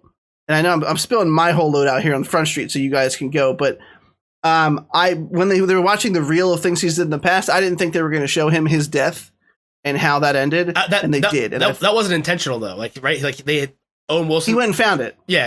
Right. Like Owen Wilson was out like searching for him, and he had gone back to the room. But I just meant, I thought they were going to save that for like later in the season. I thought him realizing how he died was going to be something that they left for him for later on, which would have annoyed me to no end. Mm-hmm. And they just got it out of the fucking way, and I was like, okay, cool. They explained the entire TVA and like how it functions and what it does right up front, which I also liked because there was no stupid mystery to try and solve about what this place was or how it was functioning. The way they did that was really cool too, though. Like they had like that little like the like redundance of like it was the fucking government agency, like you're at the DMV kind of. I actually loved that about it. Yeah, I loved that. I loved having like the basically the time variance authority equivalent of like Mr. DNA. You know, like the fucking like little exactly. I love that Dano DNA. Yeah, it was Dano DNA. Yeah. Like I loved that it had like that little. Dinosaurs. Yeah, dinosaurs. I loved that they also kind of like they did a quick little misdirect by showing like what clearly looked like the devil and that pane of glass in the church. And you think like are they bringing Mephisto into this? And then like at the end there's the big reveal that you're hunting, or Loki's hunting another variant of himself. I loved everything about this. I'm really excited for it. Yeah, okay. I didn't expect that from both of you. No, Derek didn't say anything yet. I know Owen Wilson is it's just a living meme at this point when he's not in a fucking Wes Anderson movie. But I love him. I loved him in this. I thought that he did show enough range for it to be believable. He's like this schlub who works here. For him, this is like this fantastical thing that puts the most powerful forces in the universe to shame. Like the Infinity Stones are unusable there. He's just boredom. It's mundane. It's everyday. It's droll for him. And I thought he was. Yeah, he's a government employee. Yeah, he's like just like in that grind. Yeah, and I love that. And I also, again, I think Tom Hiddleston is charismatic, and him and Owen Wilson had great chemistry. They did. I can't wait. My only complaint is that I thought we were gonna get a Wednesday and then a Friday release. We're gonna get 2 back to back again, and we did, and we didn't. That's all Wednesdays. Yeah, that's my only complaint though. I'm really excited for it. I just loved, and before Derek goes, they literally squeezed like multiple films worth of therapy out of Loki, like within this episode. Like he's like, and tell me why and what's next? What are you gonna do? What do you want from it? And ultimately, he's like, I don't like hurting people. It's something I got to do. Derek, how'd you feel about the first episode of Loki? I thought that this show was going to be okay, and it's okay. I feel like it's okay. I loved things about it. I loved the aesthetic of the TVA. I like how they kind of like made it seem like the mundane, like bureaucratic aspect of like being at the DMV, like take a ticket. There was the fun visual humor where the guy didn't take a ticket. He's like, why do I need a ticket? What are we at a deli? And they like reset him. He's like, whoa, like, kind of like a Rick and Morty gag almost.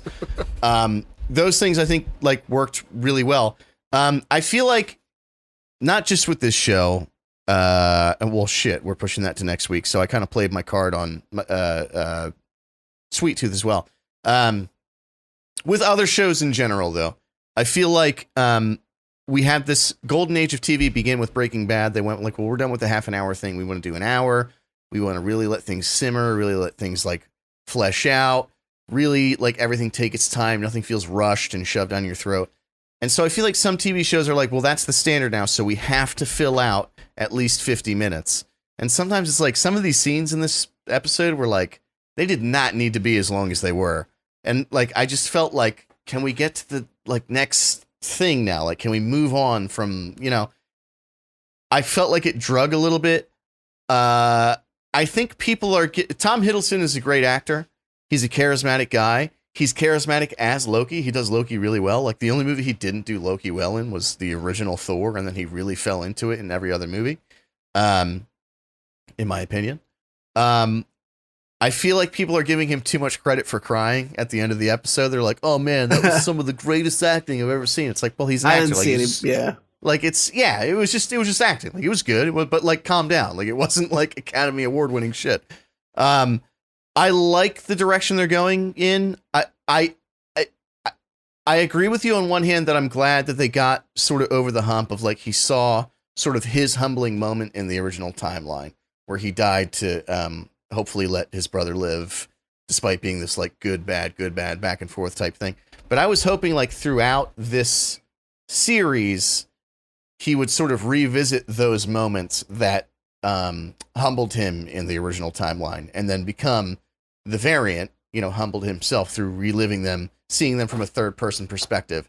That's kind of how I hope the show will go. I'm not carding that against them, though. Just because they didn't do what I think they were going to do, I'm not going to say like, well, that's not a yellow flag or anything. But yeah, it was okay. It was okay. Like, I don't have anything like especially like, oh, this was dumb, but it was okay. Well, okay. Yeah. Yeah, I don't know. I really liked it. I didn't feel like it dragged for me, and I think that's because I really enjoyed the new thing we were discovering on the show, like the TVA. I was like, oh, well, what kind of cool world building type shit are they going to do now? The Infinity Stones in a drawer was hilarious. Yeah, like duplicates too. Like 3 or 4 of the same fucking stone. Yeah. Some people use them as paperweights. Yeah. And then in the end credits scene where it was visual end credits, there was a piece of paper with an Infinity Stone holding it down. Some people mentioned a visual cue that I didn't pick up, and I would only have known this if I didn't watch people react to shit that I watched, because I have a weird habit of doing that. And it was that to Loki, he views the Tesseract specifically, but the Infinity Stones is this like crazy godlike power for obvious reasons. And whenever he's holding one and about to use it, or kind of referring to it in conversation, and it's nearby, there's this kind of like hum. There's kind of like almost angelic, like godly hum that they play in the background.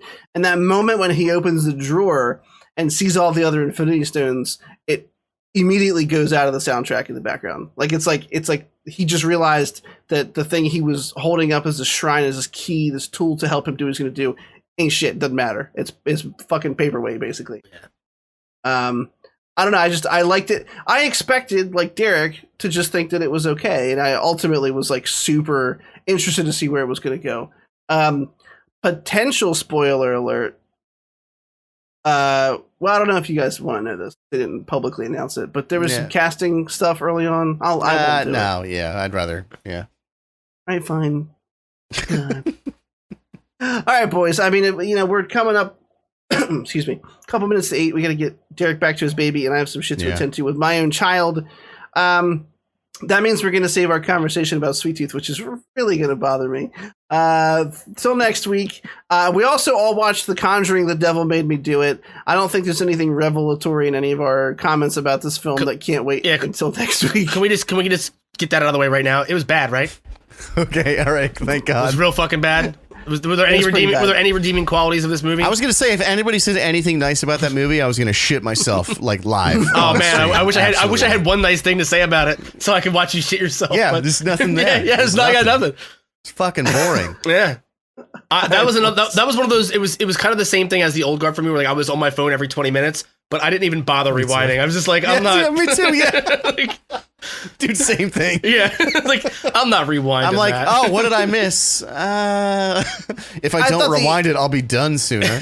Yeah. I thought the intro exorcism was kind of cool, and then the rest of the movie I just hated because it was like they took out the haunted house concept is such a good concept because it fucks with your brain, because you go to a movie, or watch in your house, but you go to a movie theater and you watch this movie that feels claustrophobic because it usually takes place in one setting. And all these other Conjuring films have been in one house. Yeah. And you get a feel for the house and the rooms, and it's feeling of dread of like what's in my bedroom. This place is supposed to feel safe. And they just took all that out of here. All the feeling of dread and let's take road trips. It's like, okay, well, this is not. Yeah. To me, like the only thing that I thought it had going for it was that it was going to be about the trial. That maybe they were actually going to go into like and have it be like a different, like him recounting, or like him like giving testimony, and then like showing. I was honestly hoping this would be mostly like done through flashbacks, where you like get more revelations through that, like a typical courtroom drama. To see a horror movie like this framed in a different format would have been interesting, even if it wasn't a good story, which it fucking isn't. Spoiler alert.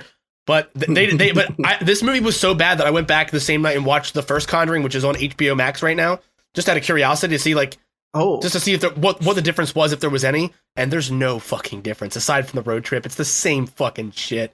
It's the same. Oh, really? It's the same copy paste bullshit. I mean, like, I feel like I remember liking the first one. it's just like the demon possesses the mother to kill the daughter because that's fucked up. Like, That's really I sad. really like the voice that you're using. Please continue. like why would a demon care? You should narrate every horror movie. moving forward. Why would a demon Wouldn't care? that be super shitty? Yeah, of them? like why would a demon care about who kills someone? If it just wants the soul, why does it have to be like the mother is gonna kill her daughter because that makes it extra scary? Like, why does the demon care what the emotional like? I know that they're supposed to feed on fear or whatever the fuck, but like it's so bad. All right. I gotta go. Well, we already basically did a Conjuring 3 review, so really just Sweet Tooth is next week. Tune in next week to find out whether or not Derek and Scott like Sweet Tooth. Derek, where can everybody find you at, buddy? You can find me on Twitter at Dr. Gloom, MD, DRGLOOMMD. I just want to take a quick moment. I don't have time to shill for myself because I have something more important I need to let you guys know. If a strange person walks up to me on the street and just murders me on the spot, that's me. I was in a horrific body swap scenario a la Jamie Curtis, Freaky Friday, and I couldn't let that fat tub of shit walk around in my shell, picking his nose and eating it in public and not wiping. Like I couldn't let my body have that soul trapped in, so I had to end us both. So I did a murder sue. That was me. A murder sue. Can you do your own call out in that voice, that horror voice you were just doing? Okay, yeah. I beg of you. Wait. Hang on. Let me go first because that's going to lead us out. Sure. Okay. I cannot top that, and I will never try. You can find me on Twitch and Twitter at TCNPlays. That's it. I just want to hear Scott do the voice now. It's kind of like Casey Kasem, but you say it like you pee in jars, right? My name is Swearwolf. You can find me on the Twitch and Twitter as well as Facebook gaming sometimes, but not very often. I don't really fuck with the Facebook like that. My uncle came to some streams. It was really uncomfortable for me. You can find me on Twitch and Twitter at twitch.tv/Swearwolf with an E. That's SWEARWOLFE.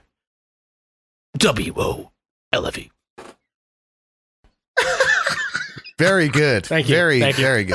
Thank you. Guys, I'll see you next week. I'm so glad that when you guys laugh, it cuts off, so I can't hear you because I would have lost my shit there when Chris turned purple. I'll see you boys next time. Peace. Have a great week, y'all.